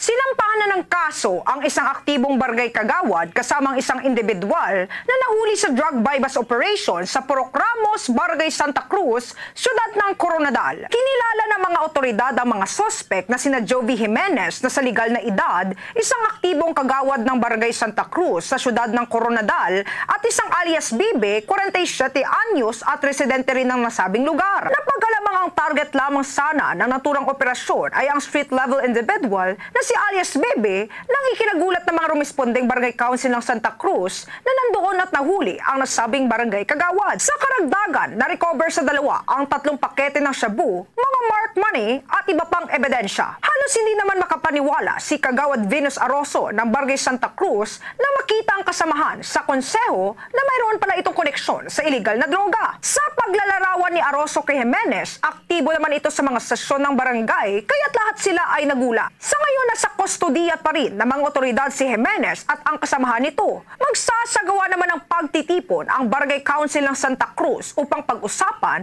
kung ano ang mangyayari sa posisyon na nasabing Barangay Kagawad. Nananawagan naman si Kagawad Aroso sa publiko na iwaksi sa kaisipan ang iligal na droga dahil wala itong may dudulot na maganda sa buhay ng isang tao at humihingi rin ito ng kooperasyon sa lahat upang masugpo ito dahil matagal na itong problema ng karamihan. Kami sa Barangay Council, sa pinapangunahan ng ating barangay captain, na magtulungan po tayo para masugpo itong droga na ito, na talamak na ito sa ating barangay na walang ikakabuti, walang ibigay na mabuti sa ating mga kabataan. Siyempre sa mga parents na gumagawa nito, please tulungan nyo ang inyong mga kabataan na sa huli, hindi magsisisi sa huli o hindi masira ang kanilang kinabukasan. Ang pahayag ni Kagawad Venus Aroso ng Barangay Barangay Santa Cruz dito sa syudad ng Coronadal sa panayam ng Bombo Radio Coronadal. Yan ang ulat mula rito sa Bombo Radio Coronadal para sa Bombo Network News. Ito si Bombo Mira Serbo para sa #1 and most trusted radio network in the country, Bombo Radio Philippines. Basta Radio! Bombo! Ang Department of Health naman nagbigay ng mga tagubilin matapos maitala ang 17 kaso o bagong kaso ng HIV sa lalawigan ng Bohol na itinuturing bilang alarming. Alamin natin mga detalye sa pag-uulat ng Star FM Cebu. May tuturing na umanong alarming ng Bohol Provincial Health Office ang bagong naitalang kaso ng human immunodeficiency virus sa lalawigan ng Bohol. Sa pagtatanong ng Star FM Cebu, inihiyag ni Maria Alda Legason, miyembro ng HIV and AIDS Core Team, na nakapagtala umano ang kanilang tanggapan ng 17 bagong kaso ng HIV mula Enero hanggang Marso ngayong taon. Ang mga ito pa ay naipasa sa pamamagitan ng male-to-male sexual contact. Binigyan diin pa ni Legason na ang HIV ay nangangailangan ng panghabang buhay na gamutan dahil sa mga komplikasyon na posibleng maidulot ng naturang sakit. Dagdag pa niya na ang mga individual na may risky behavior at alam na nagsagawa ng pagtatalik sa iba't ibang kasarian ngunit nagdegatibo sa isinigawang test, bibigyan pa rin ng mga ito ng pre-exposure prophylaxis or PrEP. Paglilinaw pa na kahit pa man negatibo ang resulta ay isa sa ilalim pa rin ng mga ito sa iba't ibang laboratory tests gaya na lamang ng pre-test at post-test counseling. Samantala, sinisikap naman ang kanilang tanggapan na mas paigtingin pa ang pagbibigay ng kamalayan sa mga kabataan tungkol sa seryosong epekto ng virus. Hinikayat naman itong publiko na huwag mahiyang magpa-test sa mga testing hub upang masuri agad ang kalagayan at mabigyan ng karampatang lunas ang nasabing virus. People living with HIV, this is a lifetime treatment. We also conduct HIV awareness sa schools and other establishments here in the city are within the entire province of Bohol. Mula rito sa lungsod ng Cebu, Star DJ Kylie Cristal nag-uulat para sa #1 and most trusted radio network in the country, Bombo Radio Philippines. Basta Radio, Bombo! Manatiling updated sa mga kaganapan sa loob man o sa labas ng bansa dahil nariyan ang ating Bombo mobile app, Bombo Radio Philippines sa YouTube, TikTok at maging ang Facebook Live. Ang mga programa ng Bombo Radio Philippines inyong masusubaybayan gamit ang ating mga official accounts ng ating bawat himpilan ng Bombo Radio Philippines. Kaya naman, maaari din hong matutukan ang mga kaganapan kagaya ho, halimbawa, dyan sa bahagi ng Northern Luzon. Pwede nating masubaybayan. Pwede tayong maging updated sa mga kaganapan dyan gamit ho ang ating device. At sa Facebook Live programs, matututukan natin ang mga kaganapan dyan sa lalawigan ng Isabela sa pamamagitan ng Bombo Radio Kawayan. Doon naman sa probinsya ng Pangasinan, nariyan ang Bombo Radio Dagupan at Star FM Dagupan. Habang sa bahagi po ng City of Pines o dyan mismo sa kabuuan ng Cordillera Administrative Region, nariyan ang Bombo Radio Baguio and Star FM Baguio. Doon sa bahagi ng lalawigan ng Albay at mga karating na probinsya, nariyan naman ang Bombo Radio Legazpi. At dito sa Metro Manila at mga karating na rehiyon ay masusubaybayan ang 102.7 Star FM Manila. Para pa rin sa ating mga listeners and viewers sa bahagi ng Northern Luzon, mga kababayan nating Ilocano na riyan ang Bombo Radio Tugigaraw, ang Bombo Radio Lawag, Bombo Radio Vigan at Bombo Radio La Union. Sa bahagi naman ng Southern area sa Luzon, na riyan ang Bombo Radio Naga. At bago tayo magtapos, narito ang ating Oratio Imperata for the Nation. Heavenly Father, you led your people out of Egypt from slavery to freedom. In Jesus, your beloved Son, you led us from death to life through his paschal mystery. And by the gift of the Holy Spirit, we humble ourselves before you today, trusting in your promise to heal our land. Stretch forth your mighty hand once again and lead our nation. In this time of crisis, conflict, and confusion, let the light of truth shine like a pillar of cloud by day and a pillar of fire by night to guide us along the path that leads to unity and peace.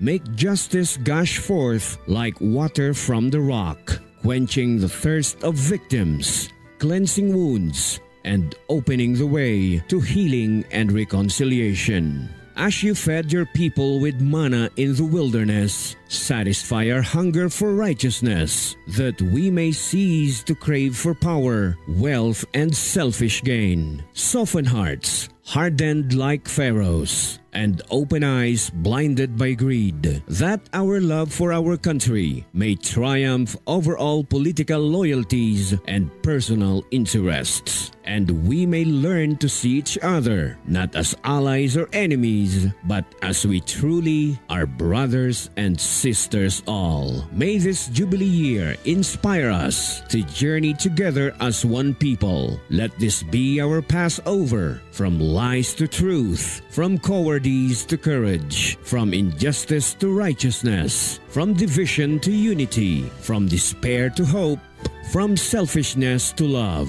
May this time of renewal enable us to discover again our greatness as a nation and our dignity as a people so dear to your heart. We ask this in the name of Jesus, our Paschal Lamb, who leads us through the cross from death to new life.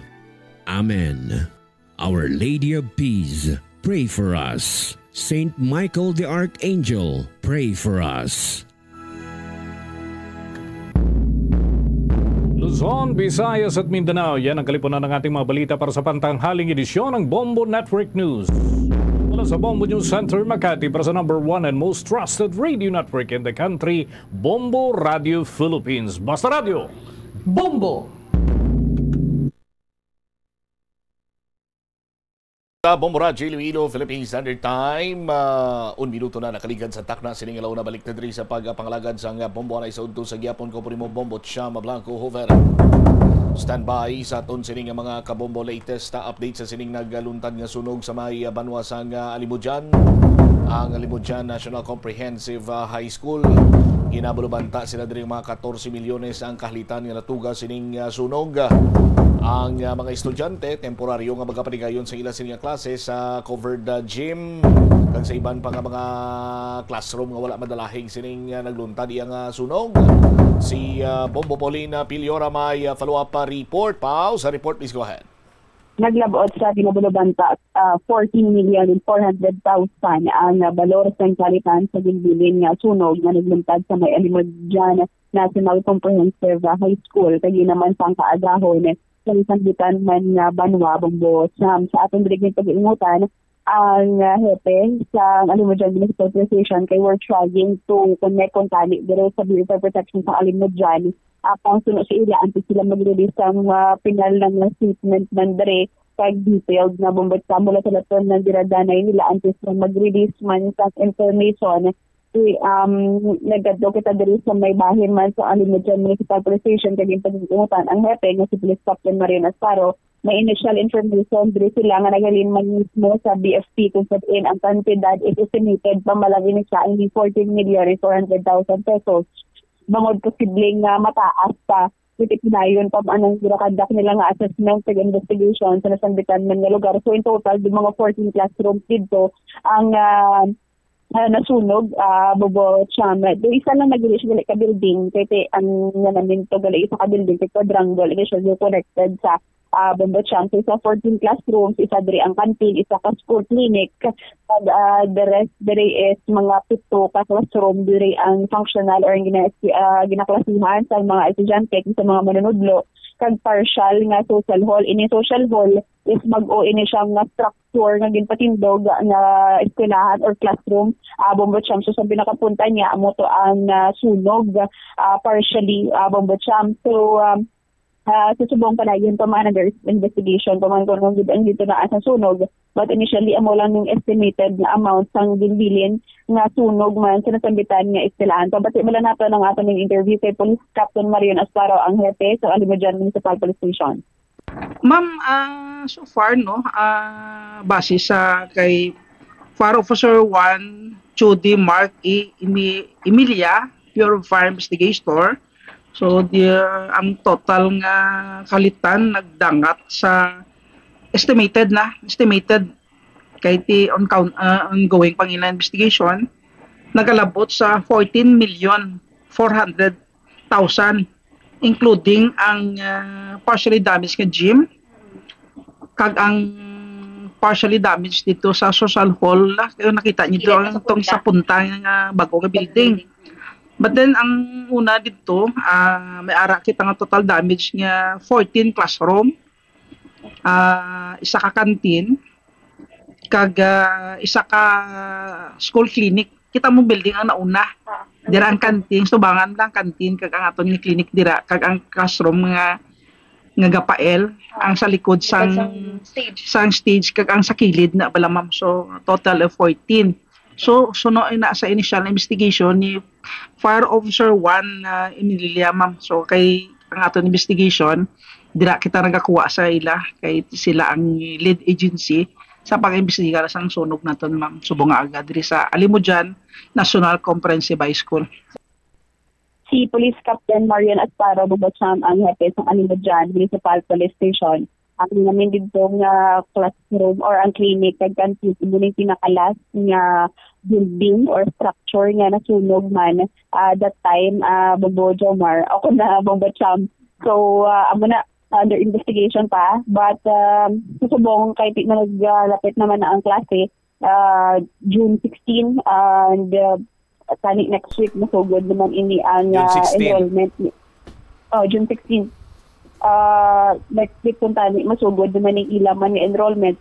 So sa aton diri nga yung ginto sa mga faculty dire sa mga eskwelahan temporaryo anay nga matiner kag mag-conduct sang klase if ever magsugod na ang mga manunodlo kag estudyante sa multi-purpose building nila Bumbatcham or sa Grandstad, wala ini sila sa vacant nga classroom apang ma-share nilang did. For example, sa isa ka classroom, duwa ka teacher, duwa dira ka klase ang patigayon sa ilang eskwelahan or klase dira ang mag-conduct sa klase nila Bumbatcham. So tungaon ini siya kaya ginabulubanta minara sa more than 2,000 sa mga estudyante man sa nasambitan eskwela na naka-currently enrolled or possible maka-enroll man kay may ara man sila ng mga extension namin natin extension isa yung mga eskwelahan hindi sila maging bagong mga ginobra pero dara lang na patigayon ang enrollment pero sa sumong mga 2,000 ginabulubanta dahil kay gisig umutan naton ang head teacher free sa Filipino Department nga si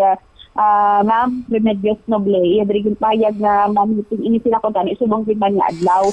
Kaya ang plano for na siya for opening some klase and subong man do amat-amaton nang bala kung tani sa ilo Bumbatcham ang mga teacher na for example himuso nila una din masaylo sila sa classroom for example titik mga PLE ato siya so may mga nagkamahi balang mga estudyante may mga tela amo to nga madamo pag isang mga tela. So may mga refrigerator pa dito. So matamaton tali sa ilo. Kaamo itong plano mo. Hindi na kung tani apang subong do early and urgent na lang nga plano kung diin ato masaylo. Pag pahayag din niya nakit ang mga classroom nga nasimugan ining special programs in the arts kay MAPE, Bumbatcham and possibly amo to 7 total ka functional nga classrooms ang ginagamit. Ang pahayag pa din niya nga kung ginatanawa, initial laundry Bumbatcham nga dito din man naghalin sa sulod sa likod ang sunog may linya pa dira sa kuryente kaga do ang nakabutang dira is ang mga na-stock na gamit balasang mga hubon so mga lunsay light materials maglawas dira mga year 1960s 70s pa dira Bumbatcham ang amo gina sila nga structure ang man nga nag-contribute kay madasig ang pagdaton man sang kalayo kaya made of light materials. Lapit na dira may mga electronics pa sa sulod, may mga tela, ang mga instrumento nga ginagamit ng mga estudyante nga ara yan na stock sa likod sa stage na partially sunog man ang gym sa likod ng man Bumbatcham. So nagluwas dira ang nagdaog pa ini sila sa ka-mention ng pagiging ni Bombodoni nga nagdaog pa ini sila sa Taktakraw dito man sa Palarong Pambansa at 2025 so lakip ang nasunog kiti may mapping manunudlo na dira may mapping classroom man lakip dito na sunog ining ilang mga bula kay amo ginang ginahon kun tani or gina-develop man sa Alimujan National Comprehensive High School ining mga kabataan nga mag-engage sa Taktakraw kay amo ginang ginapabugal nila pero lapit dito ang mga nasunog pero sunod sa ila wala, nasubuan sila una, pero kay nag-alabot na tanan kinagkilita ay na, doon naghaganagan mo ng ilang nabatsyagan, kaga, todo amo ni ang natabo sa estilahan, sugod sila liwat, bumutsyam sa may paglaom naman, aside, kay dako-dako gid nga kantidad, ang lamon man, isang kalayo, pero pasalamat lang sila kay wala mo sang may naano, kung man nasunog sa Alimudya National Comprehensive High School. Babati mo lang nato ng atong interview kay Remedios Noble, head teacher sa isang Filipino department sa Alimudya National Comprehensive High School. So, ang plano nga classroom na halinan, for example, ang dressmaking room, doon dapat sa babaw. So, actually, ang room na is hindi manggid ka na pinakamanami, pero may halinan lang. Ang isa ka foods, ang foods namon nga elective, nga nasunog man, refrigerator, mga ano dyan, may halinan na dapat. Dito man sa babaw. Oo. Ang isa pa gid nga room, ang drafting room namon, ang ginahulat namon dyan is ang amon bala nga temporary rooms dapat nga ibutangan. Pero sa tulad, siguro may multipurpose building pa man kami. Tapos may grandstand pa man kami. May mga vacant rooms pa man. Well, actually, why na kami vacant rooms? Pero ang himuon na lang namon is duha ka teacher sa isa ka room. Tapos maano na lang, mabuligay na lang kung diin ang may vacant na teacher, pwede pa man makasulod. Oo, amo na lang ra. Kung baga, babangon tayo. Yeah. Balubanta mo mga pila ka students na nagagamit sini nga damo kay ang amon nga SPA balaan dira gid na sila mo. Example, ang band music namon, rondalya namon. Specifically nga room, ang band room namon dire sa likod sining building nga ini ho. Ato. Oo, ato sa likod gid ka stage. Amura ang band room mo. So that is why nga ang instruments kang band namon ubos. May mga baho di arko ng dako nga daw gitara. And then may mga piano pa dyan di kag instruments gid ka mga bata nga daw personal gid. Pila ang population diri sa mga instruments? Subong more than 2,000 kami kay nabuhinan kami tungod kay may mga extension schools kami nga gin-create. You know naman Alimudyan ang amon nga mayor very ano kita nara sa education. That is why nga nag-create kita na schools. That is why nga nabuhinan ang population namon. Ang ginagamit lang gid is 7 lang gid kay ang iban old na nga supply room. That is why nga grabe man siguro ang pag ano na kay damo na mga daan meeting kung any activity ka school. Ma'am, do nagdaog pa kamo sa may palarong pambansa takraw. May ano, actually may naga-training kami diri nga mga takraw, halin babae lalaki, LGU da naga-initiate para nga gusto namon manami man ang takraw natin kaya ang Alimudyan is takraw capital ginaalin sang una. So that is why nga nag-initiate si LGU nga mag-training ka takraw alin sang gagmay pa nga bata para nga maano na sige ang hambal gani kay ina ni sir ang gamit ang bola bala nasunog man kay dyan man si sir mo may MAPI teacher kami dyan sir Ambong nga naga-training nga nasunog ang mga bola. Actually kay ina pag-abot namon medyo nasubuan man kami pero tungod kay nag-arabot naman mga teachers diya pa man si sir principal nga supposed to be ma-meeting kami mo faculty and staff meeting daw naghagan-hagan ang ginabatyag ang kasubo kag dapat hambal namon babangon tayo kay hindi man kita mo si fire wala kay ang room nga ina kun dira gid man nakalin dira nakastock ang gamit sa hubon naman bala nga ginatawag. Pero may mga kuryente siya nga functional. Kung i-on mo siguro may masiga pa man kay ti hindi man namon matandog. May linya na dapat dira. Gumutsyam si Remedios Noble ang head teacher 3 sang Filipino Department sang Alimudyan National Comprehensive High School Gumutsyam. So sa gintanaan sang sunog wala pag diri kita sa pinal nga resulta man sa investigation kay ongoing pa man diri kay ginatry man naton tang i-reach out diri ng Bureau of Protection sa Alimudjan apang munisipyo ang inisyal nga nakuha diri naton amo lang na ang nabatian dito nila kay ng lupot nga basi ginapatihan na linggid man or kuryente ang dito naan man sang sunod sa lisan man ng eskwelahan pero hindi pa man kita makakonclude hindi pa dayon pa man ang investigation Bombo Champ. Dako ang sunog, Mombopaw? Tamagan mo, Champ. Anong rason nga nagdako yun ang sunog? Light material. Hindi na muna namin ko. Di ba may mga fire truck na da? Kaga magluwas dira Bombo Champ ang nagahambal dito. Kasi di na may nagpadala diri sa aton sa video. Hindi bla bangod unserviceable ang isa ka fire truck, that is why nga naglawig ang sunog. Unserviceable lang isa ka fire truck. Sa duwa ka fire truck, isa unserviceable lang. And ano lang to, ang makakita din natin nangyari sa video, magamay lang siya. Ang isa ka fire truck, unserviceable. Gapamangkot kita kung ano ang kausa sang sunog, ongoing ang investigation. Nagsugod ang sunog, last 3 ang kagahon, manog 2 na lang ka oras, o butang tabi 10 oras na, ongoing yapon ang investigation. Basi ko ng BFP Alimudjan, unserviceable man.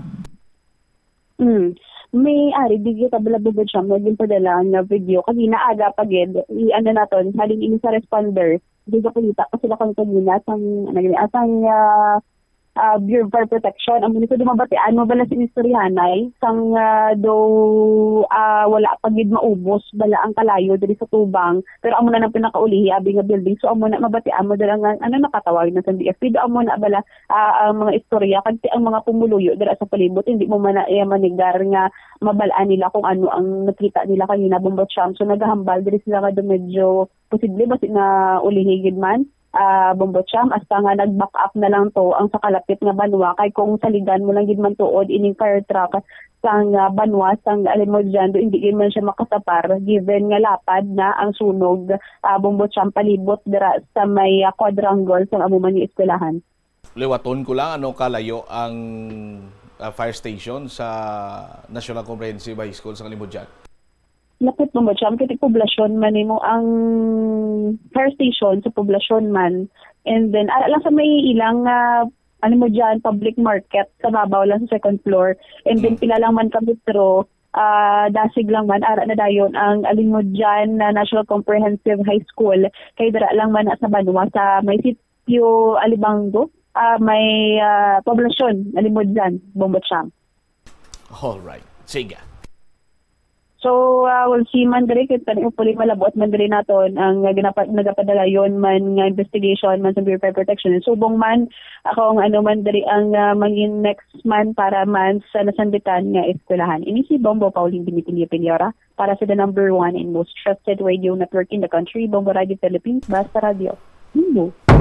Salamat kid Bombo Pauline Piliora. Ang banwa sang Alimudjan kulang sa disaster preparedness. Kulang sila sa disaster preparedness. Mayor Kenneth Alfetche, sir, and Vice Mayor Kalay Alonsabi, kulang kamo sa disaster preparedness. Kay kung insakto lang inyo sa nga disaster preparedness, nabalaan nyo na nga daan nga ang isa gali ka fire truck unserviceable, ti dapat napangitaan na sang pamaagi sang tsimpo nga gingabig nga hindi na magamit, hindi mapuslan. Ti base way man kabalo ang local government unit, base ang diferensya yara man sa Bureau of Fire Protection Alimudjan. Ti kalapit sang distansya sang fire station sa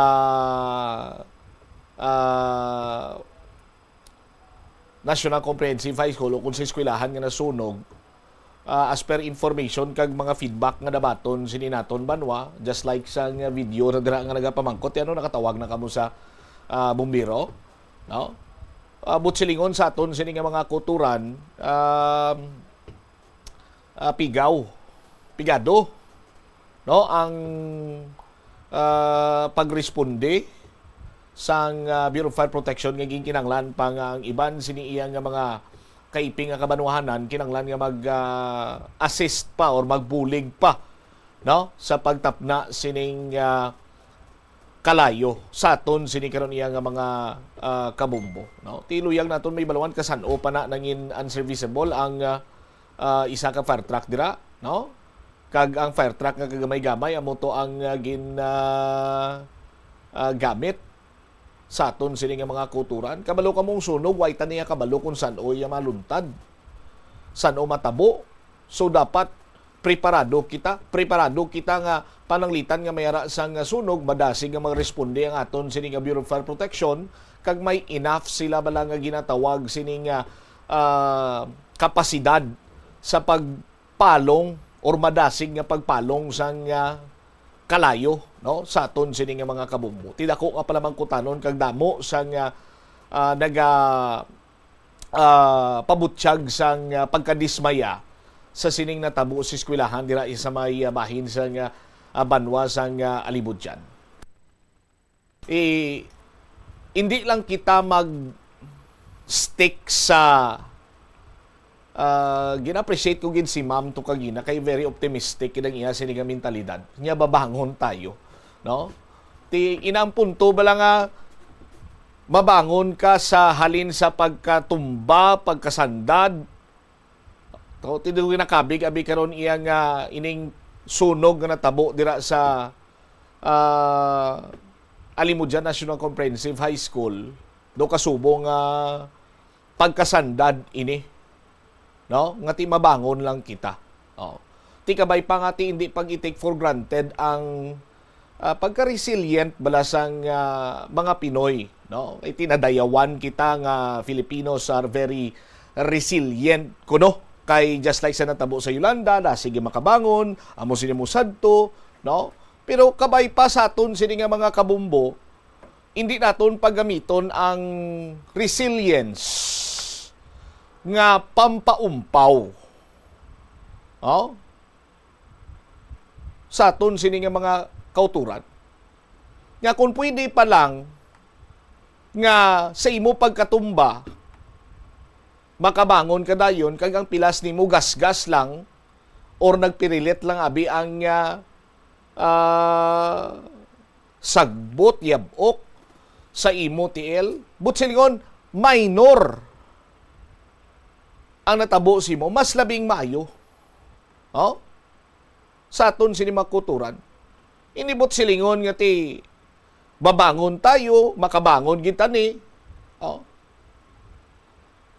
Ti lang tawa ba lang halit nga natuga. Ang ginpundar nga mga nagkalaguba bangod sa sining sunog sa aton sini makuturan. Oh? Na usik lamang adto. Magluwasin natin, may mga dokumento pa nga nagkalasunog sa aton sini nga mga tagpalamati. Pero sandig iya sa mga ginpalabot diri nga mga mensahe, informasyon nga natipon sa aton sini mga bombo reporters, mga comments sa mga pumuluyo dito iya sa may area nga kung gilayon lang nga naka-responde ang Bureau of Fire Protection of which gina-expectar ina nga madasig sila nga makaresponde bangod sang kalapit kung tani way na naglabot sa masubra 14 milyones pesos ang halit nga natuga sining sunog. No? Tani kung nakaresponde sila dayon basi kung imbis nga 14 masubra 14 milyones basi kung isa ka gatos lang. Di ba? O butang tabi mga 10,000 pesos lang ang halit nga natuga. Kung tinumayo-ayo gawa. Oh. Tinagahilapit na ang pagbukas ng klase. Okay, ganiya si ma'am sa nasiling ko na ginapresyar ko gid nga ang mentalidad sini ni ma'am very optimistic nga may gym pa man kami, may amo pa man kami sini nga kwarto, may amo pa man sini pero take note sa aton sini mga kuturan. Magbubo ang ulan. Oh. dayon naton pagwa sang announcement nga isuspenda na yung klase kay grabe ulan, budlay sa mga estudyante. Kung nagatagi ang init, hilabi pa sa subong nga sa aton sini makabumbong, aton sini iyang heat index nagalabot 44, 43, 42. Average sini Banwa is 41 degrees Celsius. May mga cancellations ang klase gani. Di ba? Okay gid ina nga mangin optimistic ang aton sini nga mentalidad sa mga kasubong sini nga mga hitabo. Pero kung tani Banwa, no? Nangin proactive lang ang mga opisyales sa Banwa sa Kalimudyan, at the same time ang opisyal dira sa Bureau of Fire Protection, nga the moment nga ginkabig or gindeklarar nga hindi na sarang magamit kag hindi na mapinuslanon ang isa ka fire truck, kung tani nagpabalo na agud nga maka patigayon sa mga nagakaigo sini iyang procurement or whatsoever, no? Kag bisan pa tuod nga ang pwede magamit nga fire truck isa ka bilog kag gamay-gamay, kung madasig ang pagresponde, hindi na kung tani ito naglabot sa masubra 14 milyones pesos sa aton sini nga mga kabumbo. Ti sa amo sini nga ugada, hindi ko yanay maghambal abing kung ano nga mga doctrine diri nga wala sang binasulay, wa isang ano, dapat may basulon gid kita sinadri. Dapat may tuksoon gid kita sinadri, dapat nga may manabat gid na sinadri. Kay kon magpadayon lamang kita sa sining mentalidad man iya nga ti natabo na why na ta sang may mahimo, move on kita, pangita kita sang pamaagi agud nga masolusyonan. Ti kun tani sa aton sini nga mga kauturan, kung wala tama na paiway or na prevent ini, may ara gid kun tani sang nahimo kita or sa bahin abi sa Bureau of Fire Protection sa Banwa sang Kalimudyan nga napahagan-hagan ang damage. Kunti sa aton sini mga kabumbo, hindi man niya maglibog ang ulo sang local government unit sang Banwa sang Kalimudyan or ang aton sini nga gobyerno sa babangon muli nga magpatindog sa mga kasubong sina nga mga struktura nga na-damage bangon iya sa sunog. Hindi ba? Sa aton sini nga mga kabumbo. So, sa kay Mayor Kenneth Alfeche or sa kay Vice Mayor Kalay Alonsabi, dapat pahusisa nyo ni. Kung anong nangin sitwasyon nga ano nakalawig nga unserviceable ang isa iya ka fire truck, anong ginhimo sang municipal fire marshal nyo da, anong natabo nga sa kalapit sang fire station sa eskwelahan, alas 3 ang sunog, mga alas 5 na ya, sandig suno sa impormasyon nga natipon sang Bombo Radio, at the same time mga ginpalabot diring informasyon sang mga taga-Banwa sang Kalimudyan nga malapit sa area. Kung hindi man alas 5 ginabulubanta nga mga amo sina nga oras kag nakaresponde ang fire truck or ang municipal fire station sa Banwa sang Kalimudyan. Dapat husisaon kag dapat nga may magpanabat sina diri. Hindi lang kita magsettle nga babangon kita, no? We are resilient, so on and so forth, no? Igo lang na magkalaubos sa daya kag mambaga resilient matagyapo. Pero punto lang may nausik na, ti mangita naman kamo pamagi agud nga mapunduhan inaliwat nga kung tani kung way natabo ina or bisan way man natabo ina way mapaiway napahagan-hagad kung tani ang damage kung ting iban sini nga tani nga kun pundo, no? Nga makita, mahimo pa or magamit pa sa iban sini iya nga mga sa iban sini nga bagay nga makapayo pagin sa eskwelahan kag mga sa mga estudyante dira sa may Kalimudyan National Comprehensive High School. 29 minutos nakaligad sa takna sininga. Launa diri sa pagpangalagad sa bombohanay sa udto. Pagbalik nato na Banuano contact apprehension kangay sa Metro Manila ginalantaw kuno nga makabulig yung disiplina sa mga motorista diri sa syudad sa Iloilo. Kag ginpabumbo nga dalan sa Banuan sa Ganiway, gilayon nga ginsolusyonan sang Provincial Government Environment and Natural Resources Office. Balikan tani matapos sa bilang kaimportante nga mga panumdum.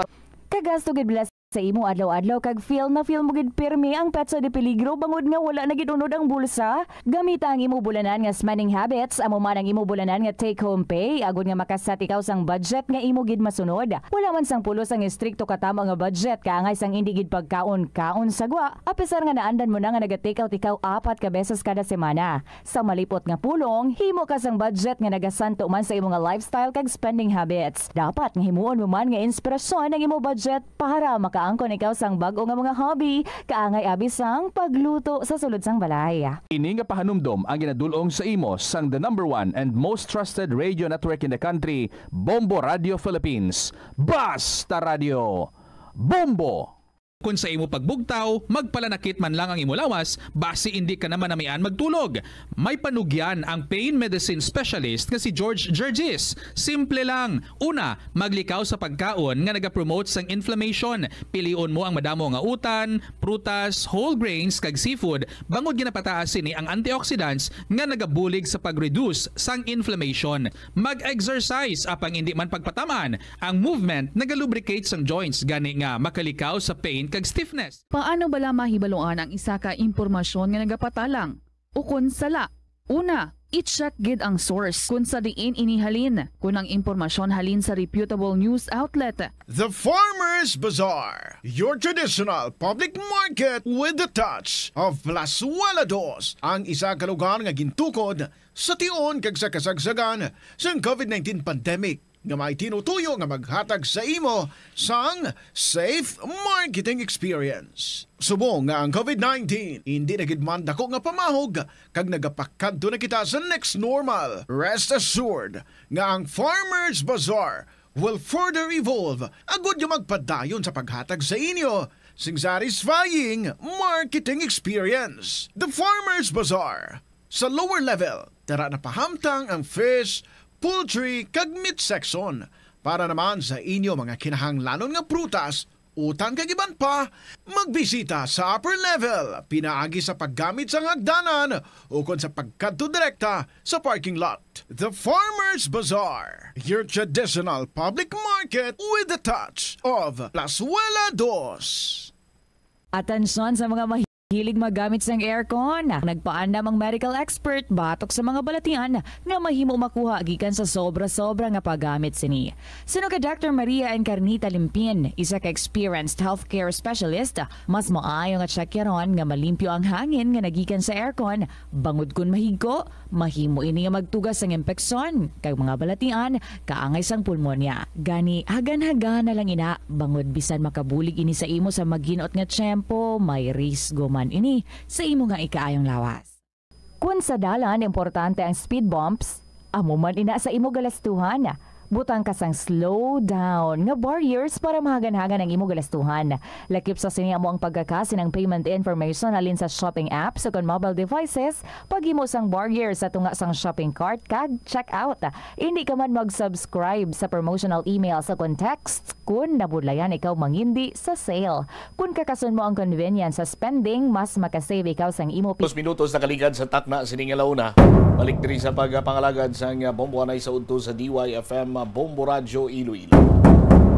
Dugang sining information, 1.5 kilometers kuno ang distansya sa fire station sa Alimudjan National High School. Di alas 3 nagsugod ang kalayo. Ang ano tong nagresponde, Mina kung masin be, taon be? Masin fire station.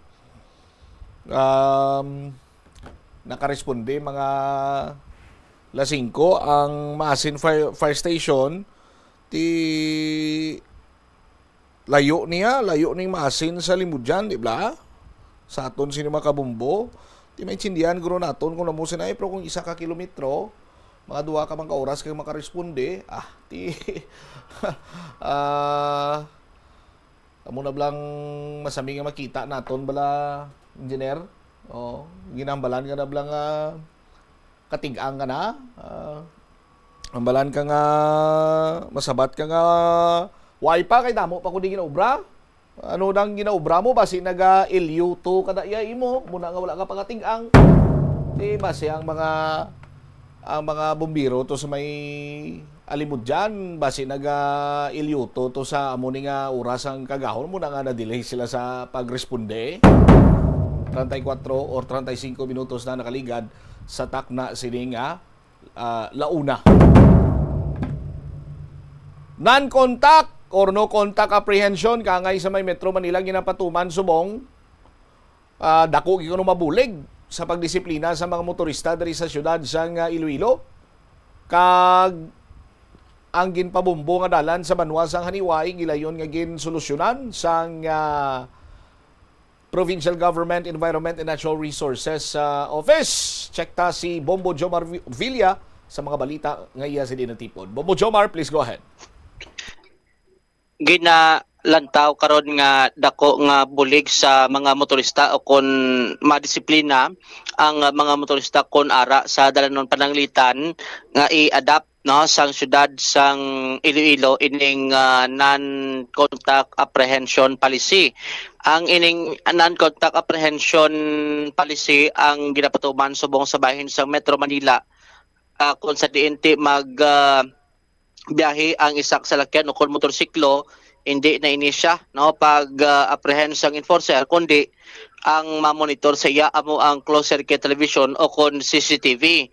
Kung may violation ang isa ka motorista, kung nag-change lane siya nga may ara sang solid line o kung nag-cross siya, so ma-identify kag ma-trace, makita ang nga plate number kung sa din pamagi sina i-address ang ining violation mismo sa driver sang motorsiklo. Mabutsan po ay sang nagakatabo sining aktual abi nga pagtiket sang isa ka enforcer. So pananglitan kung ipatuman diri sa aton ginalantaw sining madisiplina ang pila ka mga motorista sa aton sining dalanon.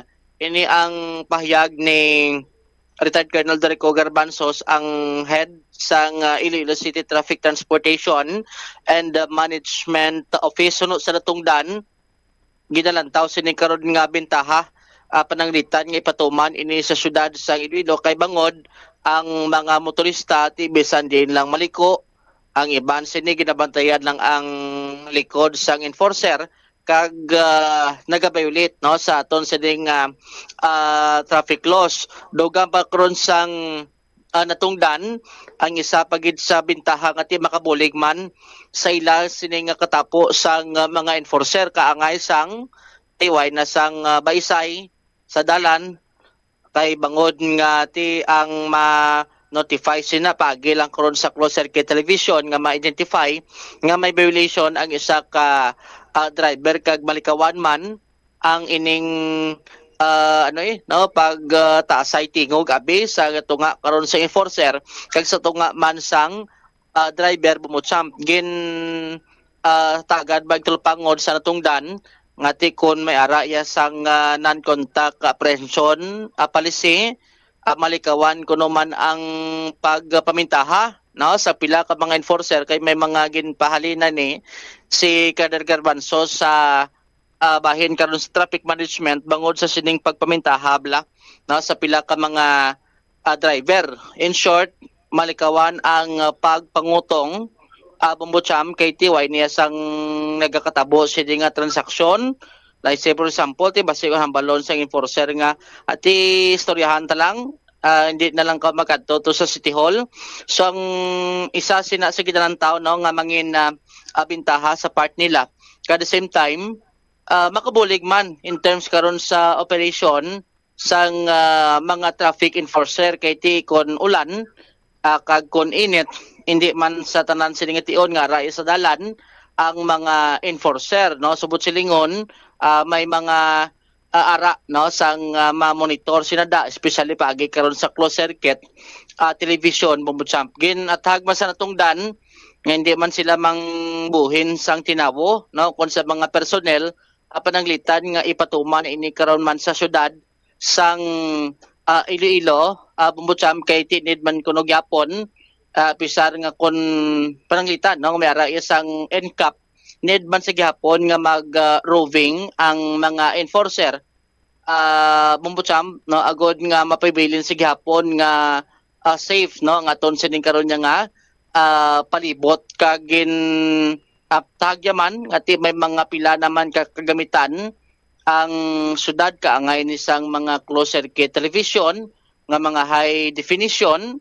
So pwede nila ni magamit pananglitan nga ipatuman ining non-contact apprehension policy. Sa subong pangayo siya sang mga advice no kun mga idea pagid sa ila sini nga legal kay ti antes nga ini siya ang ipatuman madamo pa ni no sa nagakaygo sini nga proseso bumbutsam ang dapat sini nga iagyan at the same time mismo ang budget no sa kung paano nga maka-install sa sining mga high definition no nga mga CCTV sa bahin sa syudad. Aribla no kabahin sa pahayag ni retired Police Colonel Darico Gerbanzos.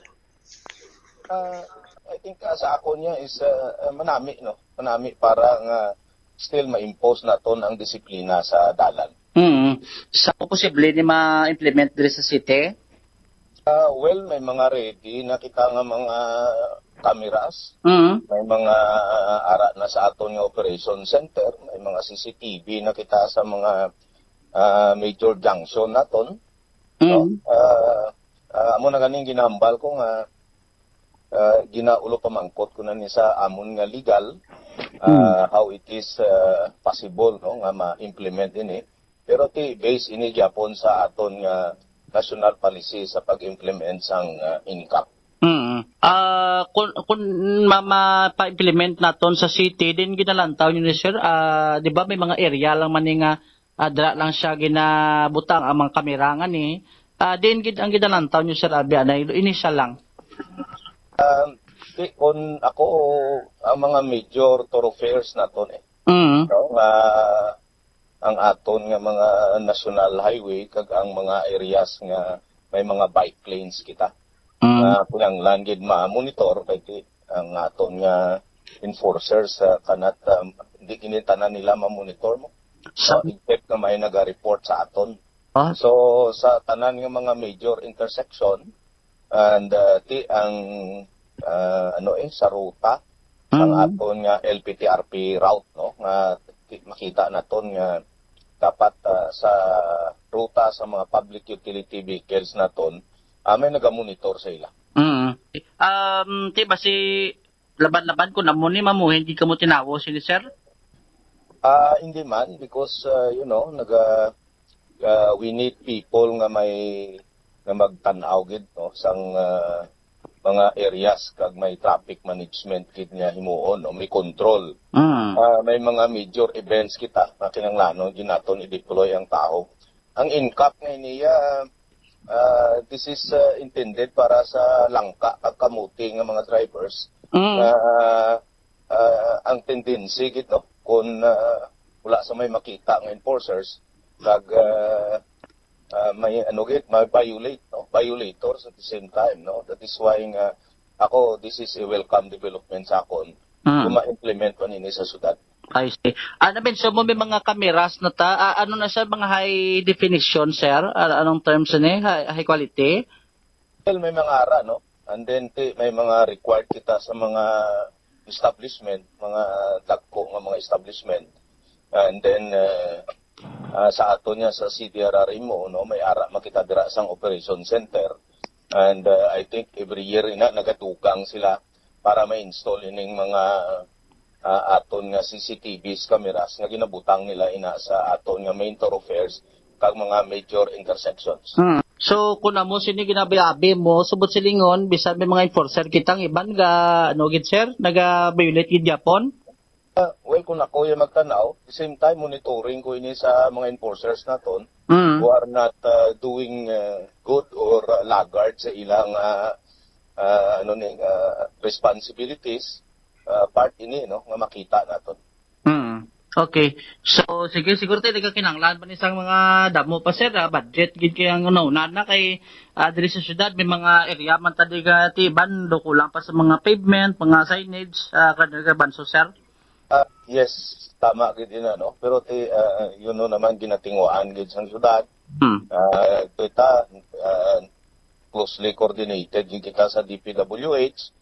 No, nga naga-request kita sang mga reports nga naga-request sila sang i-repainting ang mga pavement markings naton kag ang road markings naton. May mga naga-request ang mga eskwelahan nga butangan sa mga traffic signages no. Kag mga other establishment. So amo ini no, that is why nga daw kun daw every 15 days nagasulat kita sa DPWH so that mapaabot man sila about this request.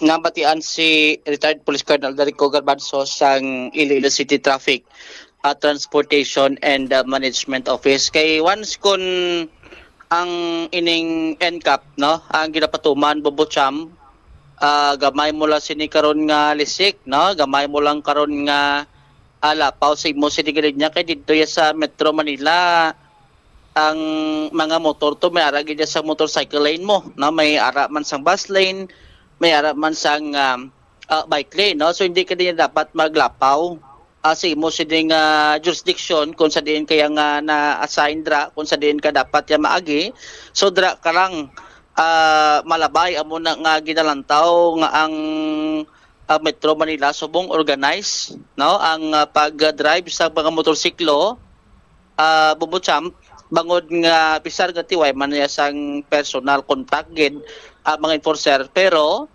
ang iban sila kani kibot lang ngati paggagawa nila ka kon pag renew nila sa lisensya, may mga nagaabot sa ila sining email nga may mga violation sila no, kag kon may mga complaint ang rider, so may ara sa ebidensya no, kangay sinakabi sang CCTV ngati i-plastarda i-attach dra sa ila sining mga violation Bobocham.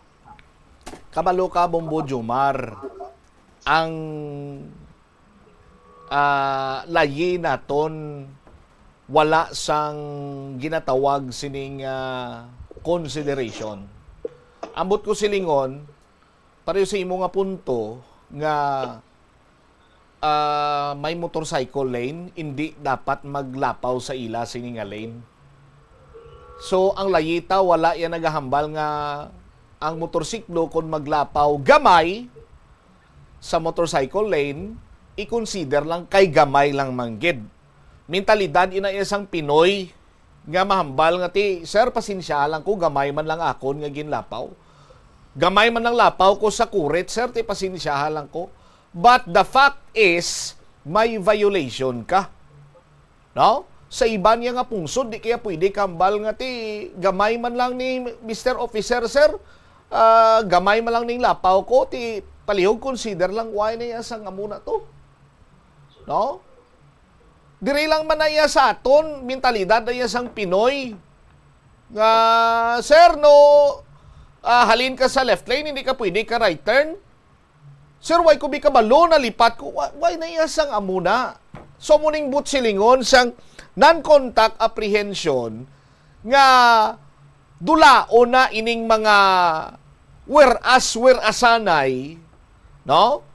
Sang mga driver nga ti sa diin nagahalin ang dako nga violasyon kaysa gamay nga violasyon. Kay tingon consider ka abi, maglapaw ka di gamay, gina-consider kay gamay lang, ti sa dalayon, himuon mo na nga himuon adlaw-adlaw, makita ka sang iban nga motorista, ilugon kanila, kay kumo gamay lang ikonsiderar. Pero, ang punto gisinaiya, sa aton sini makabombo, sa aton sini nga layi, wala iya sang konsiderasyon nga ginatawag nga kay gamay lang. For example, no? Ginbuno ta ka, galing kay pagbuno ko sa imo, why ka napatay? Ti pwede na balahan balong ko nga Bombo Jomar. Hindi lang ko pagkasuhi. Kay total, why ka man mapatay. Tapos ang pilas mo, gamay man lang. Pwede ay hana? Bombo Jomar?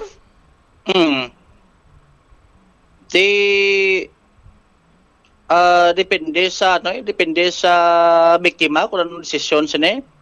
Tiyan mo na ang punto. Kaya mo na yung mentalidad sang Pinoy. Pero sa iban to nga lugar, sa iban nga nasyon, kung gusto tangin man iya, nga mayara sang law and order, peace and order, stick kita sa layi. Kung anong hambal sang layi, amo na. Waaya sang gamay kag sang dako. Pareho sa trapiko. Kamutong ang hambal pa ni Colonel Garbanzos nga kung pananglitan ikonsiderar ipatuman ang NCAP or non-contact apprehension diri sa syudad sang Iloilo, waay sang may makakasining traffic enforcer. Ako niya real talk, why ko nagapati da? Ang hambal ni Sir Garbanzos nga kay kinanglantagin sang tawo kay kung may mga dalagko nga event. Why man sang adlaw-adlaw nga dalagko nga event diri sa syudad sang Iloilo? Di ba? Kada Domingo may panran. Kag hindi Domingo may fanran. Damo gagawa ka sa lakyan kung Domingo, Bombo Jomar? Hindi man gid, pero duduga assist na sila mo ang mga enforcer. Nag-hire kita sang swelduhan sang city government for the sake nga may ma-assist sa magapatingayon sang fanran? Di ba? Isa pa gid nga hindi kuya magpati. Hindi gi kuya magpati, Bombo Jomar, nga why sa may makakas kon pananglitan nga may NCAP diri sa syudad sang Iloilo. Kag hindi na diri mapatuman, ako duda ako nga mapatuman ang NCAP diri sa syudad sang Iloilo. Nga man, patuman binila by 2026 or 2027, disgrasya, buka ginang tamburong. Nga mabuka ang tamburong, pagka 2028 eleksyon, pinahalin mo na, kuwadaan ka butante. Simple as that, Mujumar. Kung gusto, tagin man, nga mapabilin, nga may mga traffic enforcer kita dira, sa aton sinima kabumbo, inang kung may mag-violate, dito ka na ya sa opisina sang Transportation and Traffic Management Office, magplastar sa imo sini nga whereas, no? Para nga waay sang huol nga matuga kita diri sa tunga sang dalan. Kung hindi mo ya pag ihatag imo sini nga driver's license, kwaon ko lang ya ang imo sini nga plate number. Kung hindi ka maghatag sa imo sini nga pangalan, kwaon ko lang ya imo plate number, alarm ko lang dito ya sa may LTO, no? Para nga kung magpa-renew ka sa imo sini nga lisensya, no, mapop up na to dayon. Ti kung hindi mo na masettle, hindi mo ma-renew imo sini nga driver's license or registration sa imo sini nga salakyan. As simple as that, Bombo Jomar. Why nakita ya sang whereas hindi nakita ang mga traffic enforcer naton, hindi na ya dapat sini nga magbais pa sa dalanon. Kag ang pinaka-importante tanan, pagpara nimo sa isa ka driver kung may violation, pagpamangkot ya ano ang akon violation, sir. Dapat automatic ang aton sini nga mga traffic enforcer maka-explikar dayon. Kung hindi ya kontento ang driver, ibutang mo lang nga masami na nila nga ginabutang bla, refuse to sign o kung ano dira, kuha ng plate number, report lang sa LTO, tapos why na binaisay, why na pagpugok sa dalagan sa trapiko, makapahagan-hagan sang traffic situation diri sa syudad, Bombo Jomar. Amo na ang kung amulatanin na mindset sang mga motorcycle rider para sa imo, duay na stand sa gamo, no? Bumbutsap ka gamo maning purpose, no? Sang mindset, kay kung sa mindset lang, Bombo Jomar, hindi na iya sila nga tawag nga dapat amo ng mindset nimo kay manginayuhan ang syudad sa Iloilo. Kung ang mindset ni Bumbutsam pareho sa mindset sa tanan nga driver tawhay na kuntani, hindi na ya tawag sini nga mindset. Ang tawag sina nila individual responsibility. Kay kung responsable ka, balaan mo imo sini responsibilidad tagsa saton, responsibilidad naton ang magtuman sang mga ordinansa sa siyudad sang Iloilo. Responsibilidad naton nga magtuman sang kun anuman nga layi sang aton sini iya nga gobyerno. Individual responsibility, hindi kay mindset. Joms? Siya muna ang resulta siniya mo itong na-mention bla no? Ni Akadagarbansos katingining ingkap ya para lanis mga kamote ka ganun to lang ka nga driver mo champ, hindi man tanan ha, balanta tidak mo mga mayong mga driver mo. So kung aton sa di ka lang tawon, wala na taning incap no, kay ti once kung mag-avail kita sang lisensya, ara na tanan no, hindi man siguro tanan, pero ginatudlo ina sang Road Transportation Office kung ano ang mga layi no nga ara sa dalan, anong dapat sinisundon, bumbusamti kung himo ini no sa tagsa ka mga driver kag ginasunod ti way na tani ni sa mga incap ngani kiti organized naman mo way naman sang dapat sa wayon o galing tamo na nakita nga bisar gani nga may ara na traffic enforcer naga-violate gyapon bumutsam so mo na lang pamagi nga akon paano no nga address no kag call gid ang atensyon sang isa ka rider once kun ini siya ang maka-violate no kung may mga gin sunod sini nga mga signage no kun ara ini siya sa dalanon bumutsam dumduman ko ni didto gani sa may Estados Unidos no ang bus to ya kun manaog manload ka pasahero ang sa school bus gapundo mga salakyan bumbutsam kiti siyempre ang kabataan kisa gulpe lang tumabok. Tikiyon kita sang mga private vehicle nga may nagapundo sini nga bus, bisan sa piyak man sini nga side sila, nagapundo man. After sinati amo naman na sayang ila sini nga lakat no bumbutsam Bombo Jomar, balikan ta ka dahil lang gid kay may breaking news kita nga pagapasudlon with the bombohana anda sa Bombo Jomar, balikan ta ka dahil lang gid salamat gid sa imo sini nga report Engineer Liog lang ko dira kay importante ining breaking news karon from the Iloilo City Government daw sa bahin sa Iloilo City Health Office. May kantanan man sa sining pagtutok naton sining monkeypox virus. Sa aton sining mga kabumbo last time gagin pagwa nga statement sa City Health Office nga may ara sang isa ka kumpirmado sining kaso sang mpox. But may development this time sa aton sining mga tagpalamati with the breaking news. Bombohana, please go ahead. Bombotsam gin kumpirma subong gin mga oras sa Iloilo City Health Office nga nagsaka na sa apat ang kumpirmado nga kaso sang monkeypox o mpox 3 months sa may syudad sa Iloilo with duha pa ka mga suspected case. So kumadugduman naton sa nagligad lamang nga semana isa diri ang ginkumpirma sa Iloilo City Health Office nga kumpirmado nga monkeypox sa subong man sa apat pa ka suspected sa nagligad but subong apat na subong ang naka-record ang So bali bombohana apat ang confirmed cases, may standby pang duha nga suspected. Yes, tama ina Bombotsam kay subong man ang ragi lamang sang aga nagwa man ang results ng ining mga suspected case sa nagligad. So naguluwa ng ila diri nga result and nagpositibo ang tatlo diri Bombotsam and nagdugang sa isa sa nagligad. So apat na bali diri ang confirmed case kag duha ang nagapabilin nga suspected case.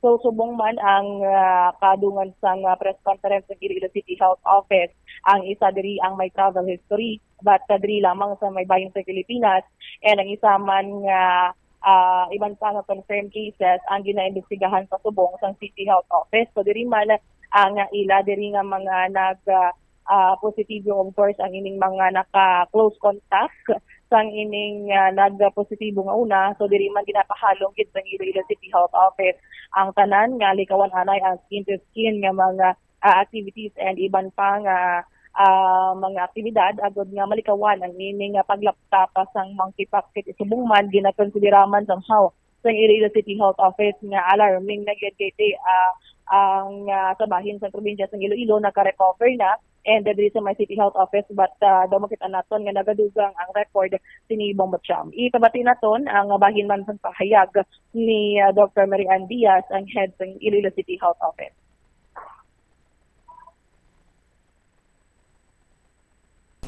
Okay, for a while.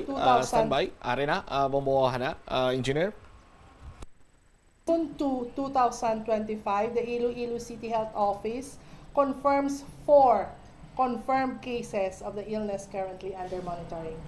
In total, we have 6 cases have been reported in the city, 4 confirmed and 2 suspects.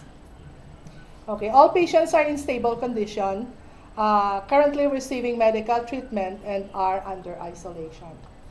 The Iloilo City Health Office is in close coordination with the Iloilo City government and with the Iloilo City government and is actively engaging with school, barangay officials, border checkpoints, and workplaces to strengthen our collective response aimed at prevention and containment. So we ask the community's cooperation in the following ways: exercise caution and vigilance, seek early medical consultation if you have symptoms, and then report symptoms accurately and honestly, isolate when symptomatic, and strictly practice the following preventive measures: frequent hand washing, wearing of face mask since it is possible ang aton respiratory droplets transmission possible. Wearing of long-sleeve clothing, avoiding crowded places when possible, and safe and mindful travel. So for inquiries and report, you may reach Iloilo City Health Office. Nabagyan diri Bombacham ang pahayag man ni Dr. Mary Ann Diaz, head ng Iloilo City Health Office regarding diri sa update sang record sang monkeypox sa may syudad sang Iloilo. So subong man ang nagapadayon sa diri ang press conference sa Iloilo City Health Office regarding diri sa update. Kung madungduman man naton kaginagi lamang sang aga for info ang pagsinapol man sa katapos sang Iloilo City Health Office, DILG and iban pa nga mga unit and committee diri nga in charge sa health diri kay Iloilo City Mayor Garrett Reñas agod man nga sige padayon na ang ila diri nga pag-action solution man sa ining nagasaka nga kaso sang monkeypox. So madungduman man naton nga una isa na record and subong nagadugang sa 3, 4 na ang konfirmado nga kaso sang monkeypox and kabay pangat ang iniman ang ining duha ka suspected case ginalauman sa City Health Office nga magaligatibo lamang ang ining results sa ining monkeypox sa Bombacham. All right, babalikan ko lang Jutay Bombohana ang nagpositibo nga 3 or nagdugang as confirmed cases close contact ni first positive. Yes, tama ina Bombacham. Ang duwa ka suspected close contact man ni first positive or close contact sang recent lang nga nagpositive?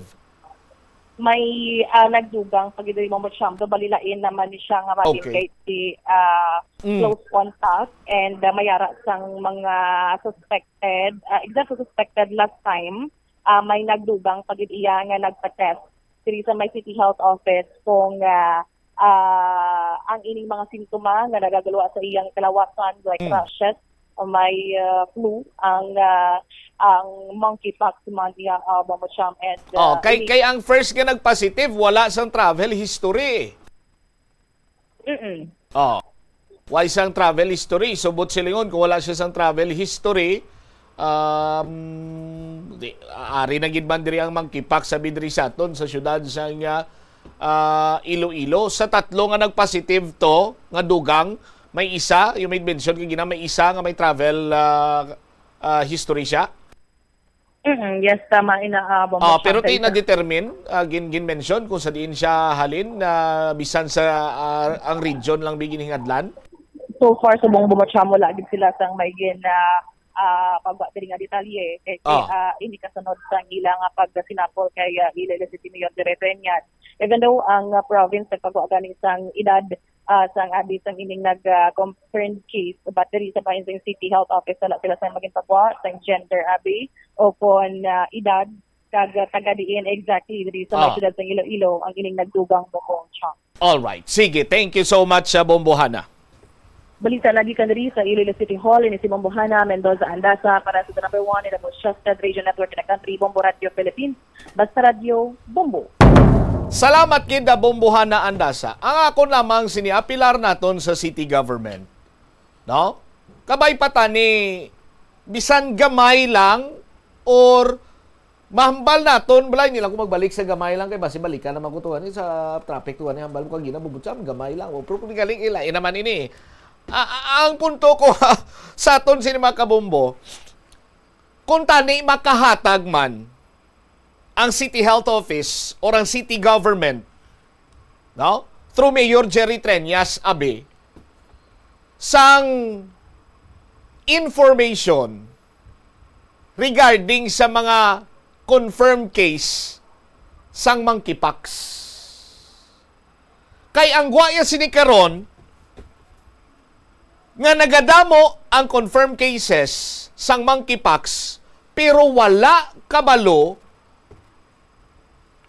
ang ordinaryo nga Juan de la Cruz, Pedro de la Cruz, Juana de la Cruz kung sanday sino pa dira including myself sa aton sini nga mga kabombo, no?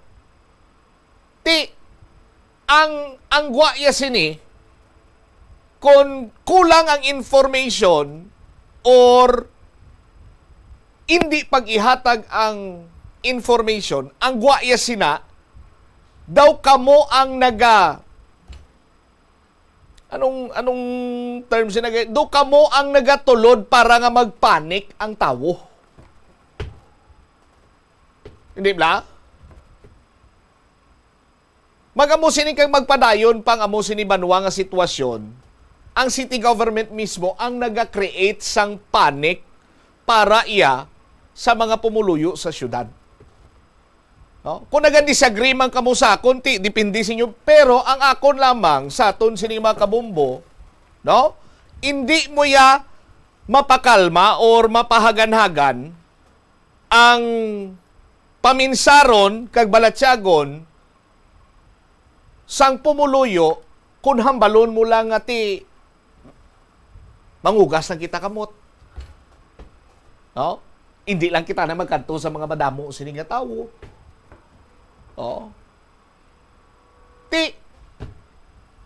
Mangugas na kamot, hindi kita magkanto sa tawo, sa damo nga mga tawo. Protektahan taton sining kagalingon. Paano? Masuksok kita face mask? Na naman?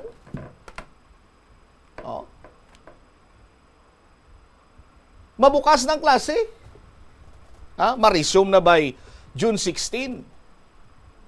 Tikis-eskwelahan na mo tao, di na pagpa-eskwelahan na ito bata. Sa opisina sa City Hall, damo tao da. Hindi na lang mag-opisina mga empleyado. Di dapat mangin specific kita. For example, ang balunta, ang nagpositibo una, taga barangay A. Since last week, ang Barangay A, dira na nag-focus ang Iloilo City Health Office. May mga contact tracing na kita, may mga amo na kita siningagin panghimo. That is why nga may nagduga nga kaso, bangod gang ang mga close contact niya patest naton, so nag-positive. So mo ning ginahimo sa city government, amo ning ginahimo sa City Health Office. Tapos, kay nabalaan kung diin siya nga barangay, sa aton sini nga mga kabombo, hindi man naguro mag-create sang ginatawag sini iya nga, ano ganina, engineer, nga do, palayuan mo siya bala? No? Nga do palagyuhan mo sa as if nga do aroon siya or amuray. May monkeypox siya or may monkeypox na dira sa ila barangay. Di gusto nyo man bala nga mag-self-protect kami? Paano kami ka-self-protect? Kaya kami balo kung diin. Taga-diin siya. Oh. Mas-self-protect kami paano, abi? No? I'm just giving an example. Parintig ito ni Engineer Brinan Laguerta. Upod niya sa boarding house. Di kaya kami kakabalo nga close contact siya. Kaya ari diyo. Upod kami sa erkunan.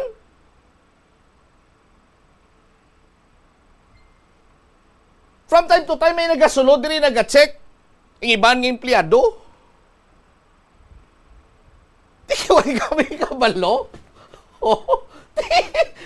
Iyo di kang garoya. Pagkadasaw may nadlaw, kibot kita sa kaan, kita di kang ipang-test na galing engineer. Amo na bla. Nga taguon. Anong punto? Oh. Hindi man na magtugas ang discrimination. Discrimination is the term. Hindi man na magtuga guro sa discrimination, ah? Hindi kang garoya o discrimination lang imo yang pila ka tuig ang COVID to may mas-mas. Hindi kung ginaubo ka, ginapalagyuan ng mga tao, suli doon, suway naman lang ako. Ubuhi ko, noy, sa tsura ko! Oh, suway naman lang, new normal ko na mo.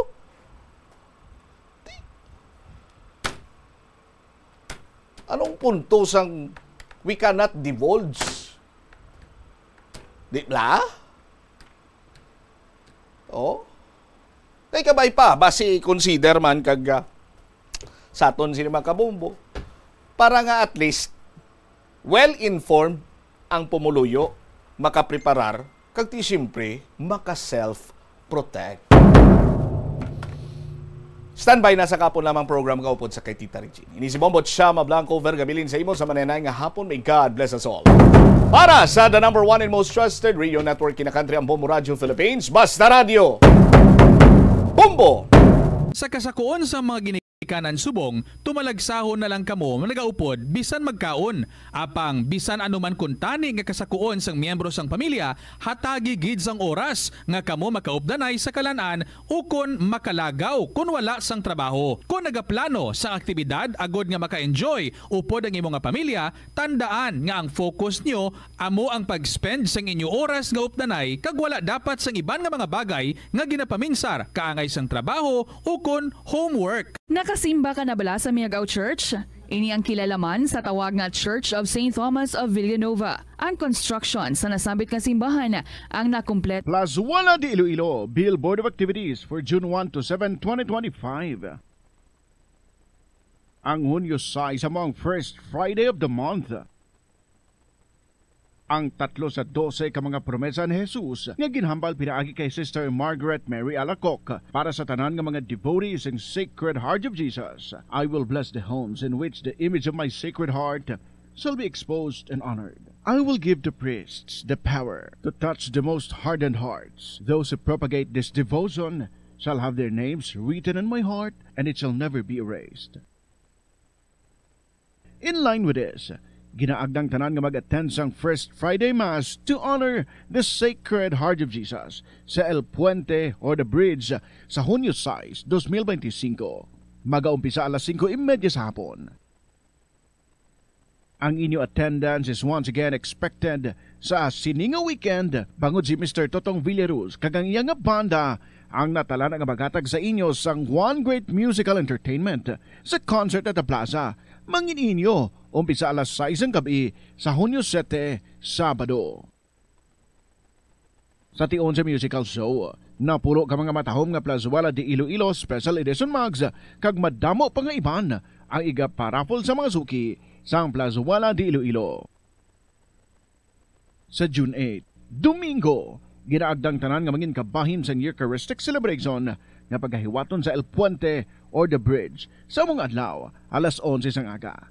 Sa tion sang Holy Mass, magpangamuyo kita sa Ginoo nga ipadala niya ang Holy Spirit agud nga mag-guide sa aton mga lideres so that peace and prosperity would reign in our country.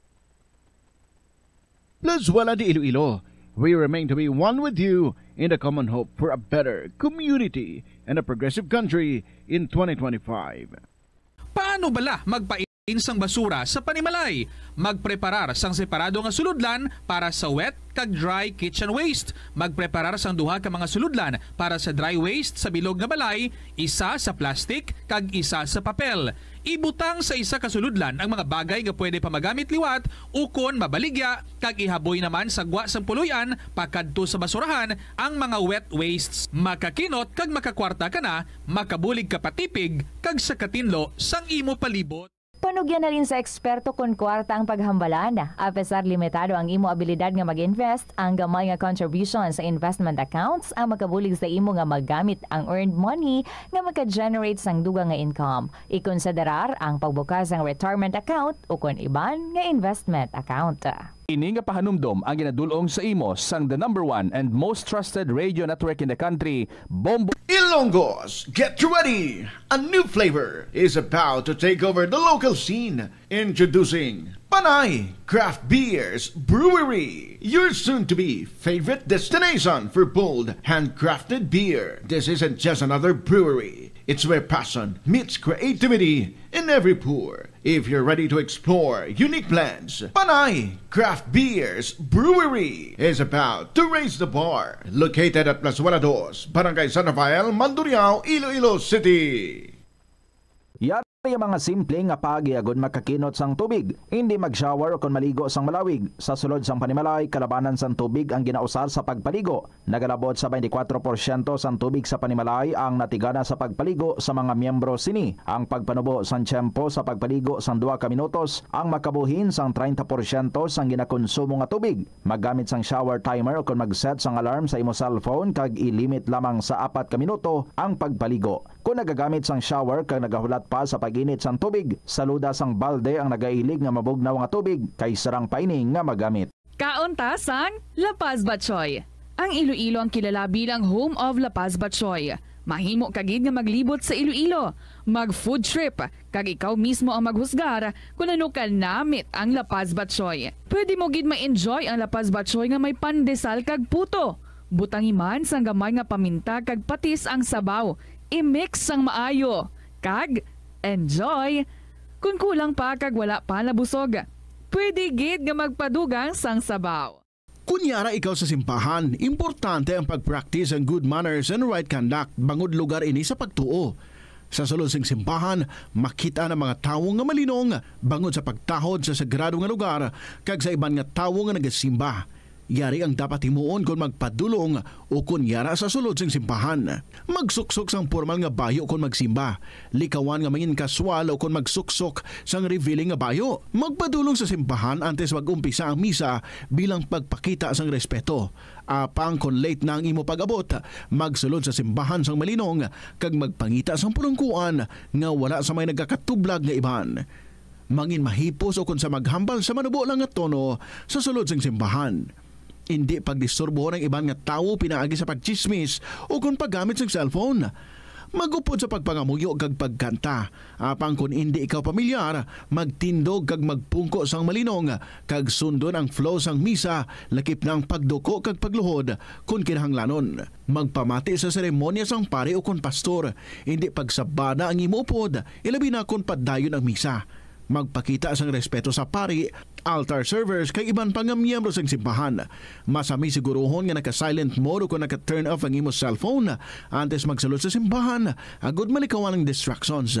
Likawan ang pag-test o kung pag-browse sa internet samtang nagamisa. Kabombo! Subong nga naghalog na ang restrictions, madamo na nga mga physical activities ang ginabalik, ilabi na mga sports events. Apang maghalong lang ha, bangod kun kaisa, hindi malikawan nga may injury gid nga maangkon. Suno kay Michael Vincent Kayanan, physical therapist, ang ice ang mahimo nga ma-apply sa bahin sang lawas nga masakit sa sulod sang duha ka adlaw. Ang masakit nga bahin sang lawas kaangay sang tiil o kun kamot, ang ihulom sa ice o kun direkta nga butangan sang ice. Pagkatapos sang duha ka adlaw, ang injury ang mahimo na nga mabutangan sang mainit naman nga tubig. Paano ipabilin nga matinlo ang ginakaon nga mga prutas kag utan? Dapat nga regular ang paghugas ng kamot nga may habon sa sulod sang 20 segundos bag-o kag pagkatapos mag-uyat sang anuman nga butang. Hugasan sa maayo mga prutas kag utan gamit ang tubig bago ini kaunon o kun isimpon sa ginaluto nga pagkaon. Likawan nga maggamit sang habon o kun bleach o kun anuman nga kemikal sa paghugas sa mga ini.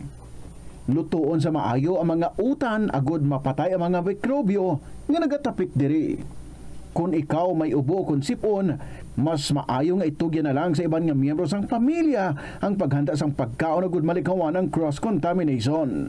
Ini nga pahanumdom ang ginadulong sa imo sang the #1 and most trusted radio network in the country, Bombo Radio Philippines. Basta Radio! Bombo! Isa ka panugyan para makasave ikaw sang kwarta amo nga balon ikaw sang imo kaugalingon nga pagkaon kag tubig. Kung magpadayon ikaw bakal sang lunch o kung mag-order, natural nga sa lampaw-sampaw gidi ang imo nga balayran. Ang kalabanan nga restaurant meals, take note, unlimited man sa calories, gani daw malayo gid nga mangin healthy ikaw. Apang kung ikaw magbalon, makalikaw na ikaw sa gasto sa kwarta, kag calories, makalikaw pag ikaw sa gasto sa tiyempo. Wangod hindi na ikaw maglakat, magpila kag magpainit agud mag-order sang pagkaon. Bangod sina, mas mangin produktibo ikaw sa trabaho o kon sa eskwelahan.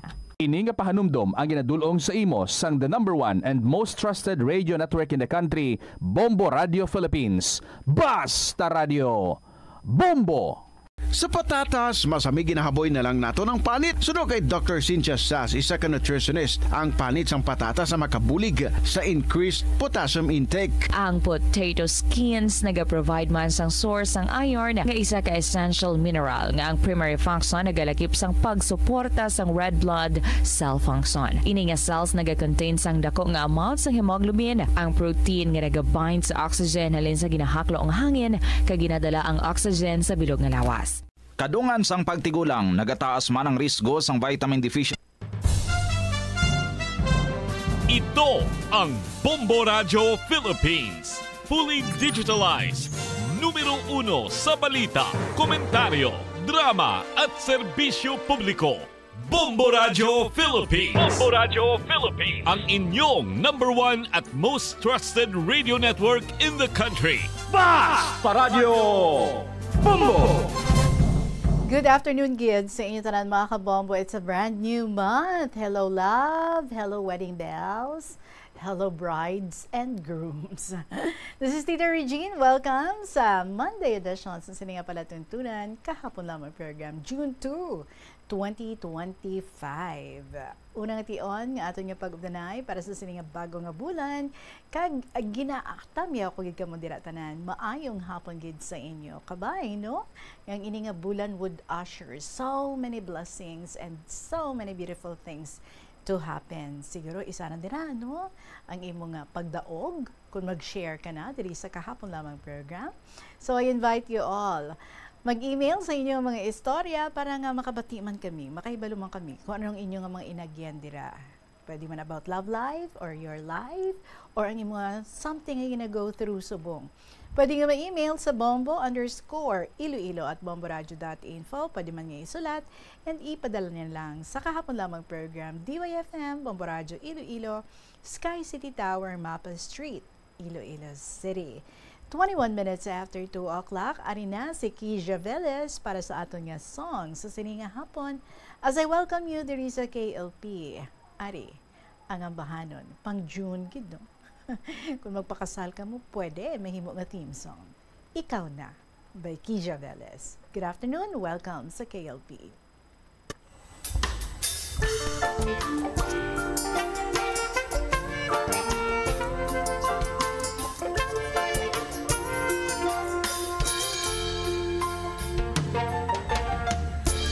Ka na naman muling kumaputok sa aking puso.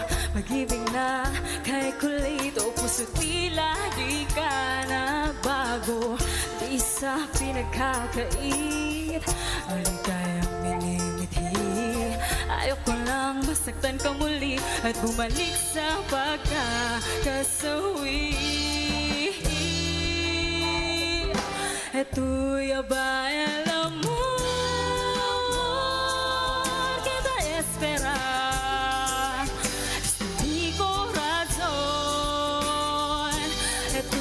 ba el amor que dale ya. inspirasyon na vida. Kung cuidado era ko, mi corazón contigo tama. Oh, era tuya. Huwag sanang magmadali sa pagpipigatan kong puso. Magbubuksan kita muli, sana'y bumalik ng iyong ngiti. Tuya ba el amor que te espera desde mi corazón? Tuya ba el amor que hay dale ya inspirasyon na vida. Con cuidado era con este mi corazón contigo tama. Oh, era tuya. Kung tayo na nga ba ang nakatadhana na magkasama habang buhay, walang bibitiw kahit ano pa ang hamon sa mga nagmamahalang tunay.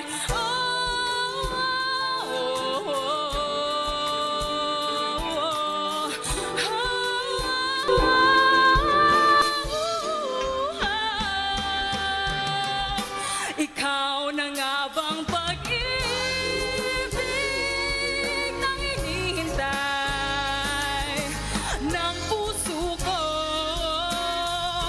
Ikaw na nga bang pag-ibig na magbibigay ligaya sa buhay ko? Ikaw na nga ba? Ikaw na nga ba?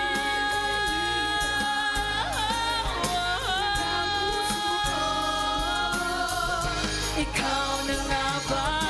Ikaw na nga ba?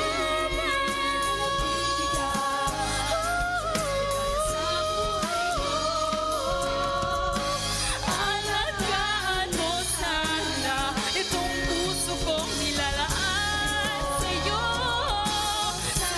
Sana, ikaw na. Sana, ikaw na.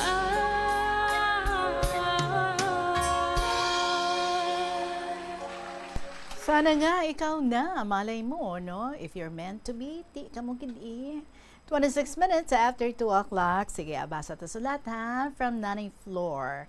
Ang una natin nga letter sa sininga hapon. Nanay Floor sa Santa Barbara. Dear Inday Regine.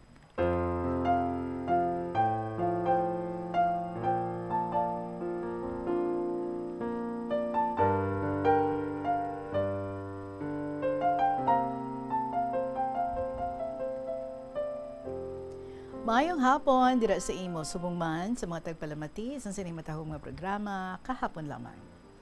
Inday nga akong nga istorya, inagihan ko ini sa nag-iedad ako sang 60 years old. Ang bata ako nga agot, mga napulo ka tuig. Buhi pasadto ang akon nga bana. Ginkuha kami nga 8 nga mag-amiga nga mag-entra kami sa contest para nga magsaot sa pihak nga barangay. Kay man Inday, huyog ko gid ang pagpangalipay, kundiin nga fiesta. Nagaparticipate ako sa pagsaot. Contest ini kay man, wala ako maayawi sa pagpangalipay, kag magpamana.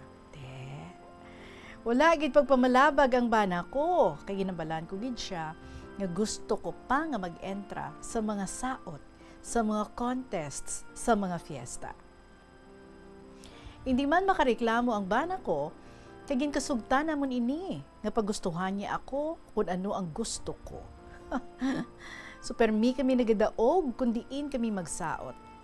Karinyosa ang primero namon nga gwa. Pagkadason nga tuig, lawis-wis kawayan. Inday may dala kami nga surot kag kawayan nga amon itanom. Dayon, nagpinalakpak ang mga tumalanaw kag nasadyahan gid sila sa amon mga saot kay kuno sinang una kuno ini nga saot nga amon ginapagwa. Kung magpauli kami sina kag magpanugid kami sa amon bana ay nagakadlaw sila.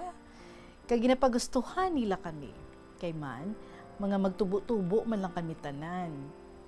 So pagaligid sa pila ka tuig, ginsilingan ako sang amiga ko nga mag-entra kuno ako sa search sa pihak nga barangay.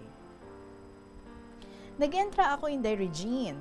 5 kami ang nagpasundayag sang abilidad. Number 5 ang akon nga number nga ginlawag. Last lang ako sa mga ginalawag nga ipakita ang mga abilidad namon. Siling kumayo na, kay ako ang last, kay makita ko ang ilang mga talents. So, may contest sa ang unagid, ang sa gown, and then sa sports. Tapos may question and answer. And then ang talent, kag best in costume. Permi ako sina last. Anay nga natapos, gintawag nga 3 gid ang ako nakuha. Best in gown, best in talent, best in sports. Ang nagtakod sang akon nga mga medals, ang vice mayor pa. Siling sang vice mayor, nga ang 3 gid ang imo premyo. So inday nalipay gid ako. Masarangan ko pagali ang pagsulod sa ginatawag nga kasadya. So halin sad to inday, hasta nga nagaedad ako 75, permi ako nag-entra sa mga programa sang senior citizens sa amon nga banwa. Kapin pa kay ako ang president sang senior citizens sa amon nga barangay. So damo ang amon nga numbers kag ako ang nagadala sang amon programa. Mahuluyaon ang mga iban mag-entra. Ako nag-muse kag may konsorte man ako. Kag damo man ang mga saot kag kanta. Sa amon nga mga seniors, tama kasadya. Kung magabot ang elderly week namon, bulan inasang October, petsa 15. Hasta subong nagaselebrar gid kami kada October 15 kag pagka December 1, isa gid kagabi ang ballroom sang mga malam. Ako wala na, kay malam na gid. Susto na ini nga pangalipay. Nagasulat na lang ako sa akon inagihan sa kabuhi diri sa KLP. So tubtob na lang diri inday ang imong pagbasa sa malawig ko nga sulat. Pasensya lang ako ha sa akon agi kay ti one eye na lang ako ang matinahuron. Si Nanay Flores ng Santa Barbara. Kag inday, ang talent ko gali, nagdrama ako, nga nag-eskwela ako. Tapos inbayaan ko si nanay, nga isa lang sa balay. Sang pagpauli ko halin sa bulutuan, nagpanawag ako kay nanay. Wala siya pagsabat. Anay nga nagsulod ako sa iya hulot, nakita ko siya, patay na. Dayon ko magpanawag sa mga tawo sa pagbulig sa ako nanay. Kag nagpanalambiton ako. Tama inday kasubo. Kag magkanta, sang ang kahalimbawa ko subong buto sang pispis nga wala na sang iloy nga nagaatipan. Shortcut lang niya kay malawing iniinday sa saliwan. Salamat gid, Nanay Flor sa Santa Barbara.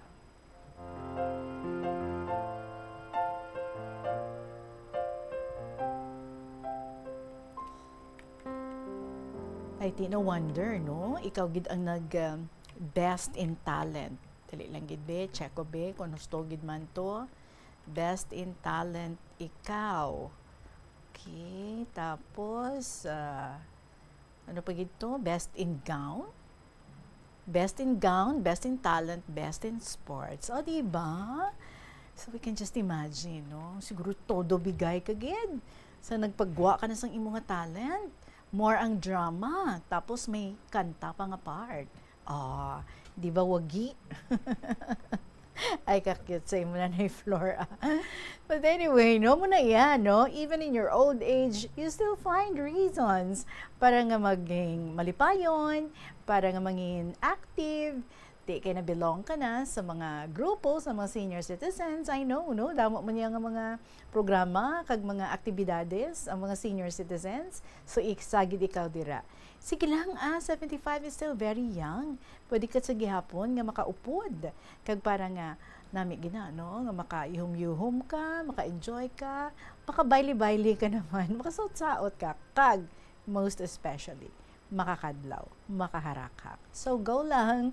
Nanay Flores ng Santa Barbara, thank you so much, Gid, for another story share diri sa KLP.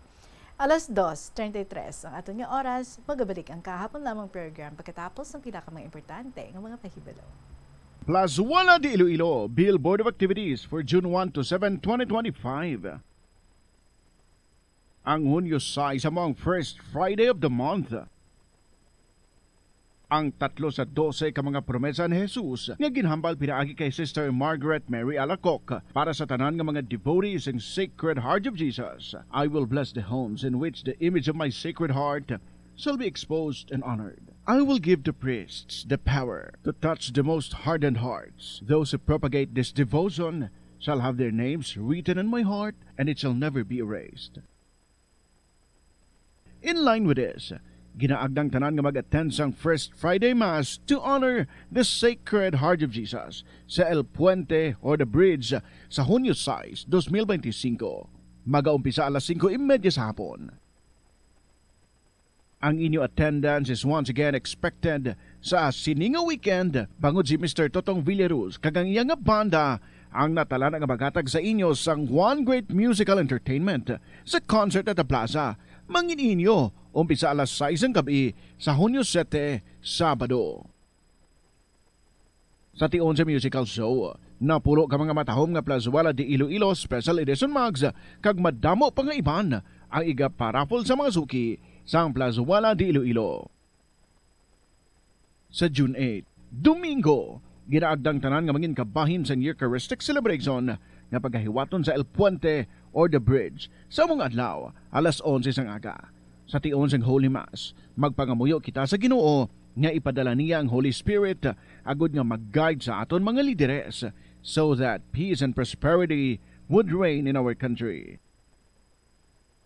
Plazuela de Iloilo, we remain to be one with you in the common hope for a better community and a progressive country in 2025. Praktikal nga mga pamaagi agud makakinot sang tubig. Sa kusina, magamit sang yahong ukon labador sa paghugas sang mga ulutanon ukon prutas. Magdesignar sang baso ukon water bottle agud gamiton sa bilog nga adlaw agud indi magsigi panghugas sini kada matapos ang pag-inom. Kung aksidente nga may nahulog nga ice o kunyelo, hindi ini pag-ihaboy. Sa baylo, ibutang ini sa mga masitera sang tanom.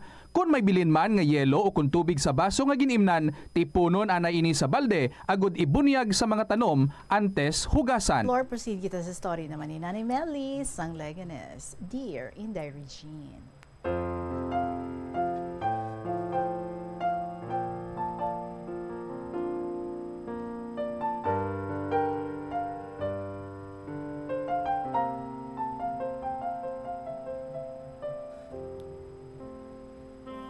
Mayong hapon gid sa imo. Nagsulat na naman ako sa imo tungod na namian gid ako magpamati sang imong programa. Inday sugudan ko ang akong nga kasaysayan sa nagaedad pa lang ako sa mga 15 anyos. Kung sa mga bulak pa, nagabloom pa lang ako. Kay mataas kag maputi ako. Abi mo Inday, why sila nagatawag sa ngalan ko, kundi ang panawag nila sa akon si Mistisa. So muna, nga bisan diin ako magkadto, why sila nakakilala sa ngalan ko. Luwas lang sa mga kaupdanan ko, kag mga katiyaan ko. Hinday, sa nag-iedad na ako sang 15 anyos, nagaupod ako ya sa mga tiya ko kag pakaisahan ko.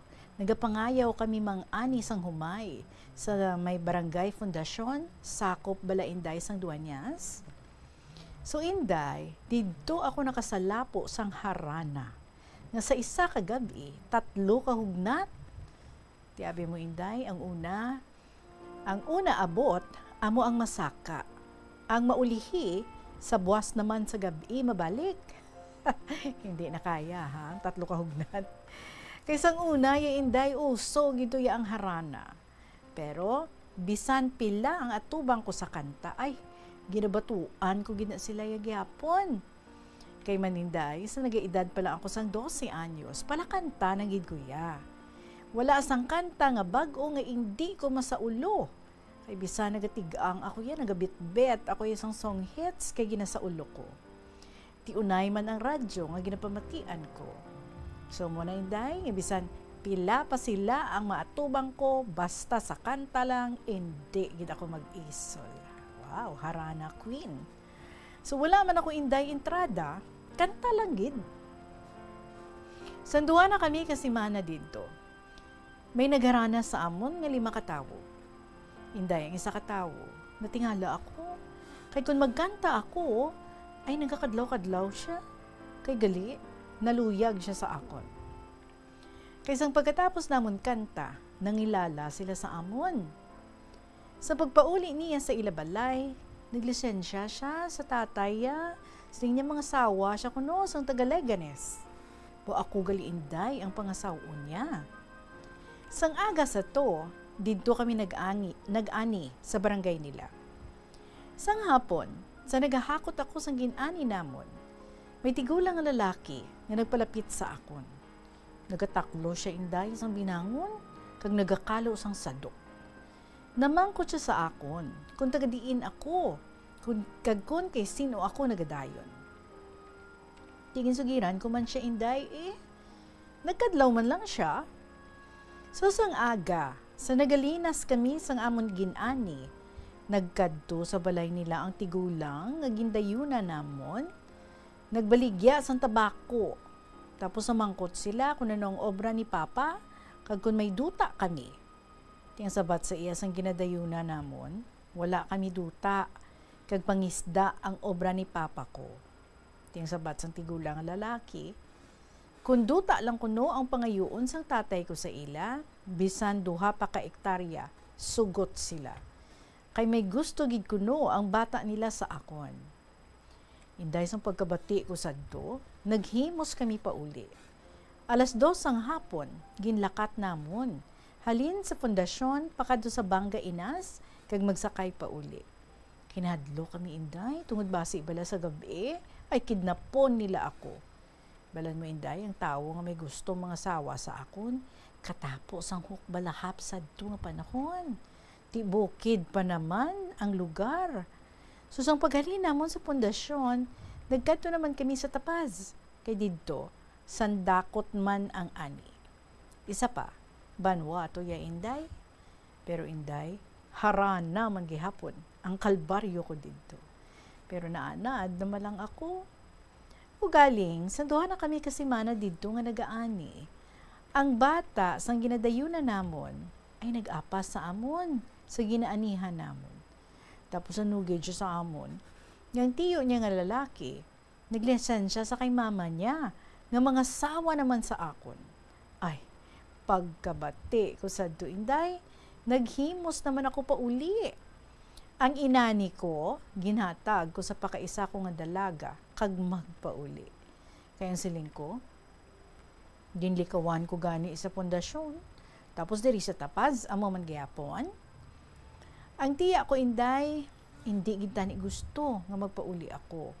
Tungod sang gabi sadto, makanta pa ako sa rally. Sing isa ka nagapadalagan kandidato sa banwa sang tapaz. May bayad pa tani ato inday mo. Tiyan pa kaisa ko nga lalaki, amo ang mauyat sang gitara sa akon pagkanta. Pero why, kung na lang ato pagbaliha inday.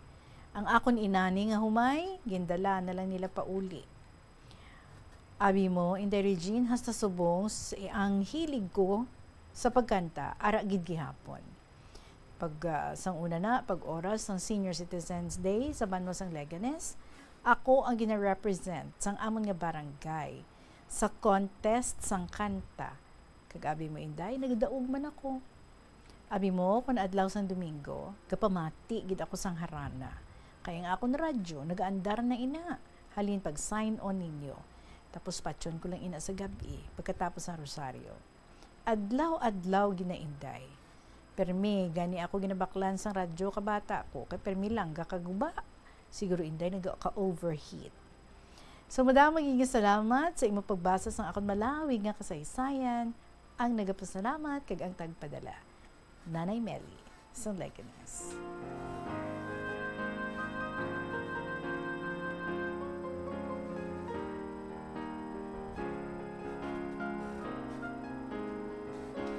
Mudo mo, gili ka mo ni Nanay Flor abilidad, no? Nanay Melly, kanami lang gid kung may abilidad ka sa pagkanta, tapos matahom ikaw, subisan diin ka lang yung makadto nga, mang-ani, ikaw do ginalaggas ka gid sa mga soltero. But I'm sure, no? Ngati, ang pinaka the best gid, ang imo nga ginpili, ang imo nga choice, from among the many. Diba la? So, sige lang, continue lang sa imong pag-enjoy, sa imong hobby, ang pagkanta. Why don't you also join sa mga contests dira? Kaya ang pagkanta, wala man na sig napili ang edad, no? Although, ang iban may mga categories, pero sigurado ako nga sa inyo nga mga young at heart, hindi ko magambal old or senior. May ara gida yan, no? Nga pwede mo gid nga maintrahan or kung hindi man siya contest, at least, no? Makahatag ka lang sang number, makakanta ikaw, kag sigurado ako, no? Nga good ka na. Kay that's one thing that you love to do the most, ang pagkanta. So, thank you, Gid, sa imo nga pag-share diri, Nanay Melly. Dira sa may legan. Salamat sa always gid pagpamati from sign on to sign off. Magabalik ang KLP sa gihapon, kaupo ninyo si Tita Regine. Paano ba lamang kalikaw sa aksidente sa dalan? Yari mga tips nga dapat tandaan sa tion nga nagamaneho. Una, likawan ang masaming nga pagsaylo sang linya. Ang swerving o kung pagsaylo sang lane sa isa ka delikado nga maneuver nga masaming ginatunaan sang bunggo anay. Kung himuon ini, siguraduhon nga may bastante ang oras kag espasyo. Ikaduha, i-check ang blind spots. I-check ang mirrors kung clear ang alagyan. Magbalikid o kung maglantaw sa nagaagi sa ibang nga anggulo, agud makasigurado nga maathag ang alagyan. Ang responsable nga driver ang masaming nga handa. And we have another story for you from student mom of Lambuno. Dear Tita Regine.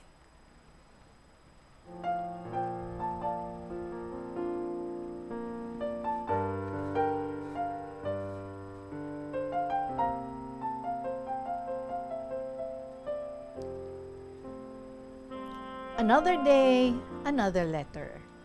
Donobilista lang ako.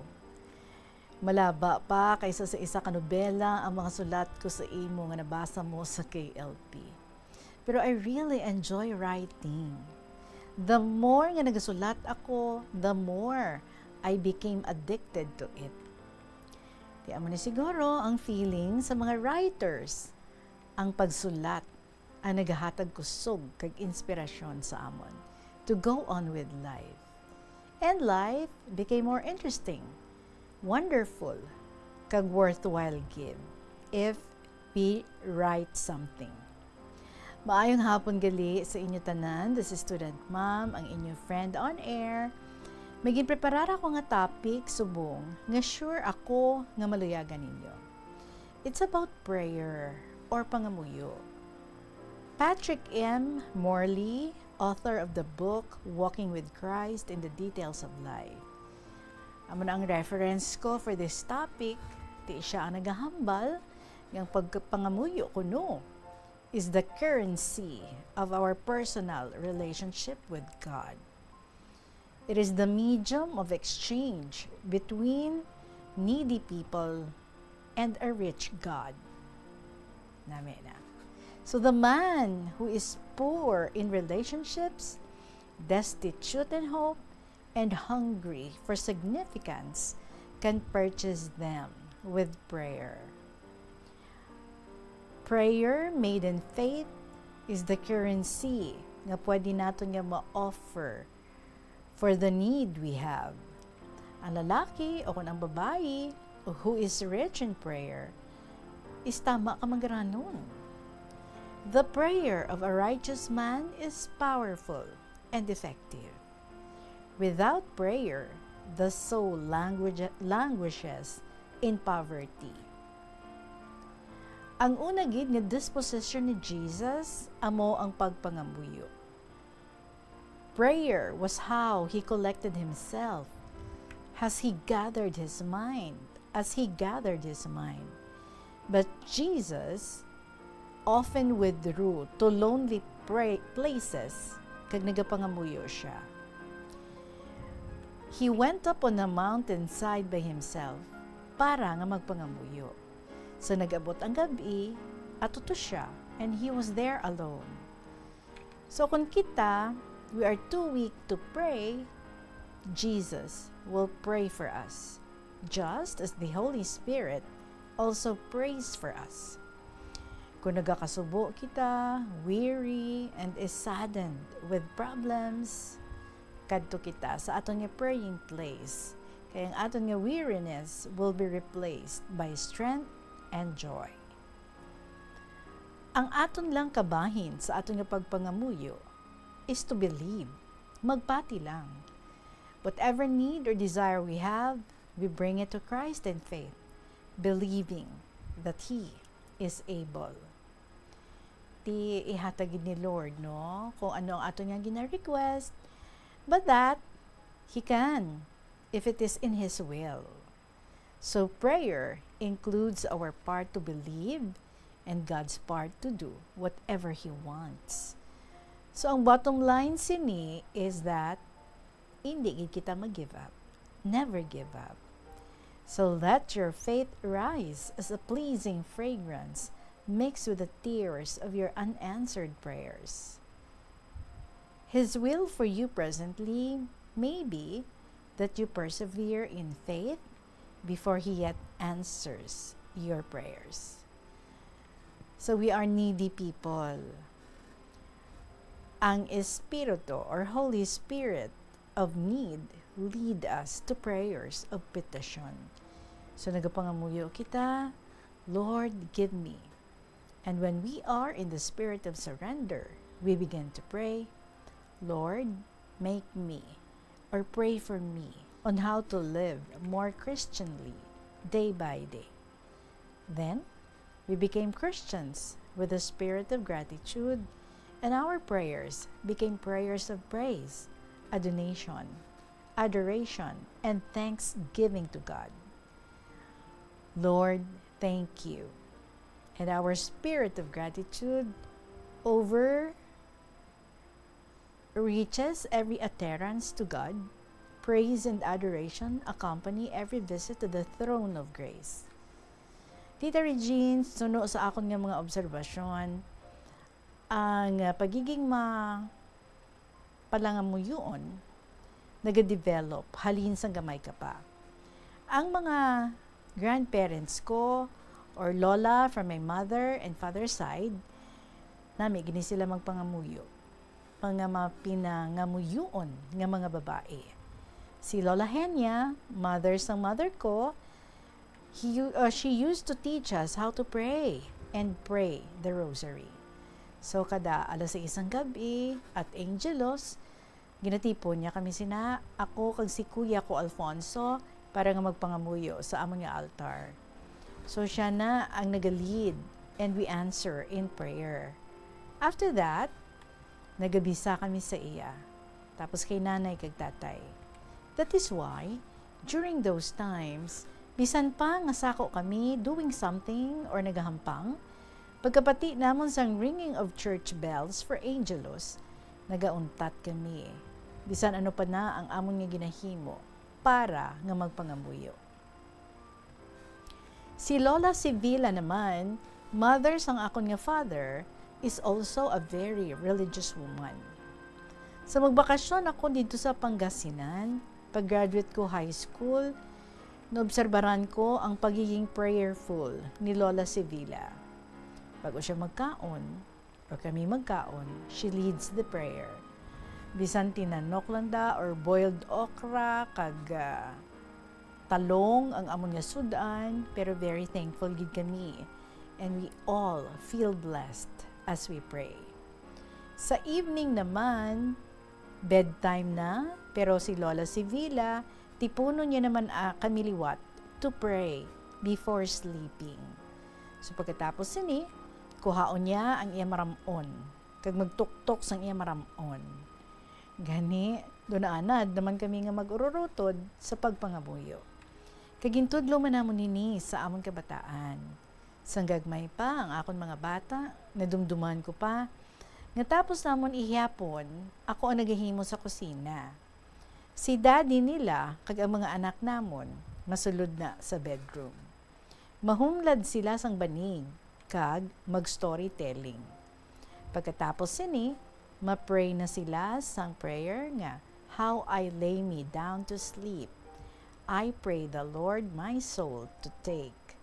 Kagang prayer nga ini, gintudlo man sang akong children sa akong mga apo.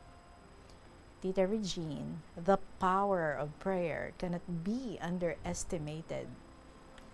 Sang makaangkon sing isa ka seryoso nga medical situation ang opo ko nga si Bambi, ang bata ni Wing, nagpray kami sang todo-todo. Pati mga friends, kag mga relatives namon, ginayo namon nga magpangamuyo para sa success ng iya nga operation. Nadamdaman ko pa, Tita Regine, nga before sang iya nga operasyon, nag-attend ako sang officers meeting namon sang Mumiso, dira sa may Don Baptist Church. Upod namon ang mga officers, amuman ang mga pastors nga amon advisors.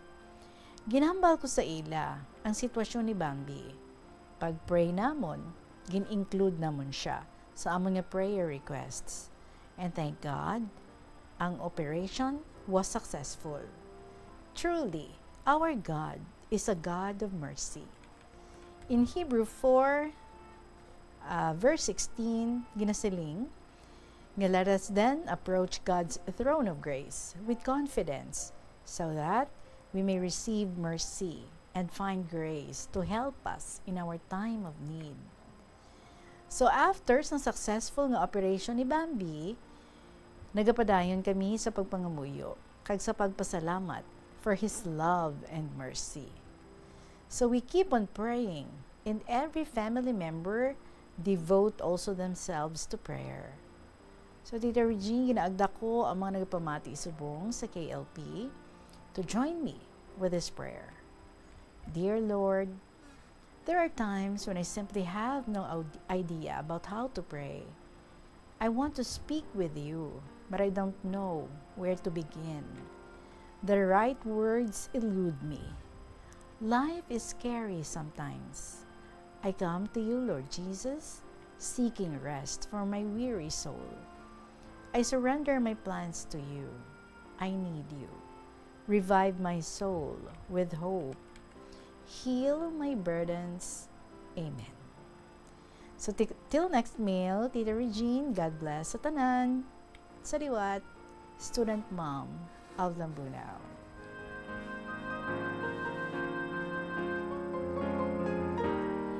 And syempre, may ginapid diri si student mom nga isa ka binalaybay, ginatiguluhan, manalangin tayo. So this is in Tagalog.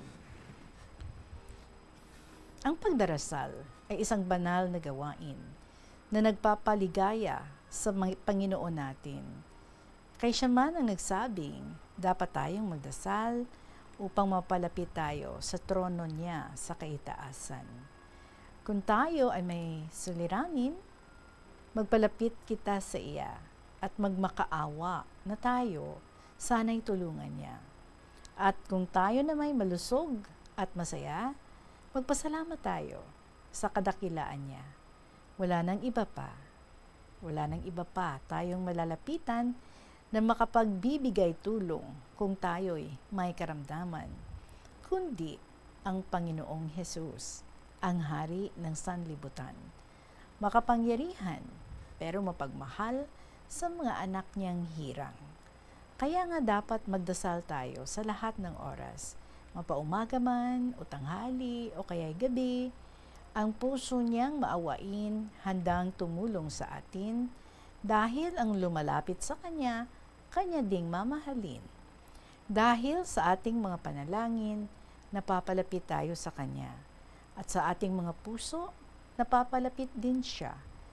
Ito ang naisin ng ating Diyos Ama, na tayo'y maging tunay niyang mga anak na nagmamahal at nananalangin sa kanilang Ama. Thanks for reading. Tita Regine, again, student mom of Lambunaw.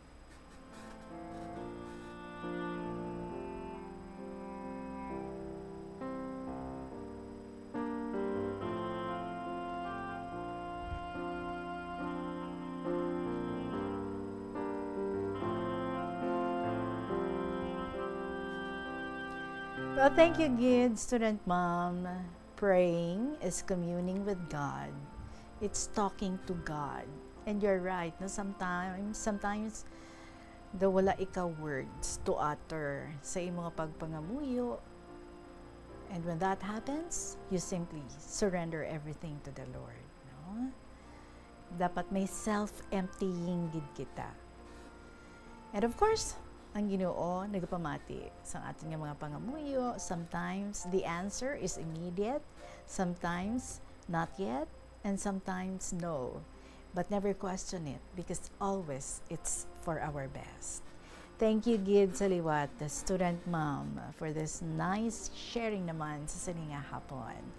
Sa inyo ng mga istorya dira mga kabombo, hulaton ko Gid. Pwede Gid ma-email sa bombo_iloilo@bomboradio.info or you can write your stories and you send sa kahapon lamang program DYFM, Bombo Radio Iloilo, Sky City Tower, Mapa Street, Iloilo City, or pwede ka mo na mismo personally ang mag-hand-in diri sa istasyon sa Bombo diri sa may Mapa Street sa inyong mga kasaysayan sa kabuhi.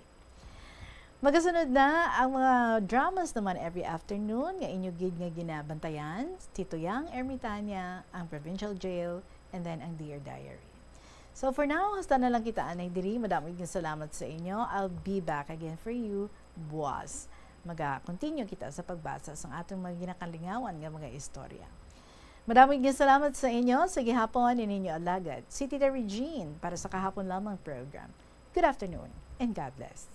The Farmer's Bazaar, your traditional public market with the touch of Plasualados, ang isa ka lugar nga gintukod sa tion kag sa kasagsagan sa COVID-19 pandemic nga may tinutuyo nga maghatag sa imo sang safe marketing experience. Subong nga ang COVID-19 hindi na gid man dako nga pamahog kag nagapakadto na kita sa next normal. Rest assured nga ang Farmer's Bazaar will further evolve agud yung magpadayon sa paghatag sa inyo sing satisfying marketing experience. The Farmer's Bazaar. Sa lower level, tara na pahamtang ang fish, poultry, kag meat section para naman sa inyo mga kinahanglanon nga prutas, utang kag iban pa, magbisita sa upper level, pinaagi sa paggamit sa hagdanan o kon sa pagkadto direkta sa parking lot. The Farmer's Bazaar, your traditional public market with a touch of Plasualados.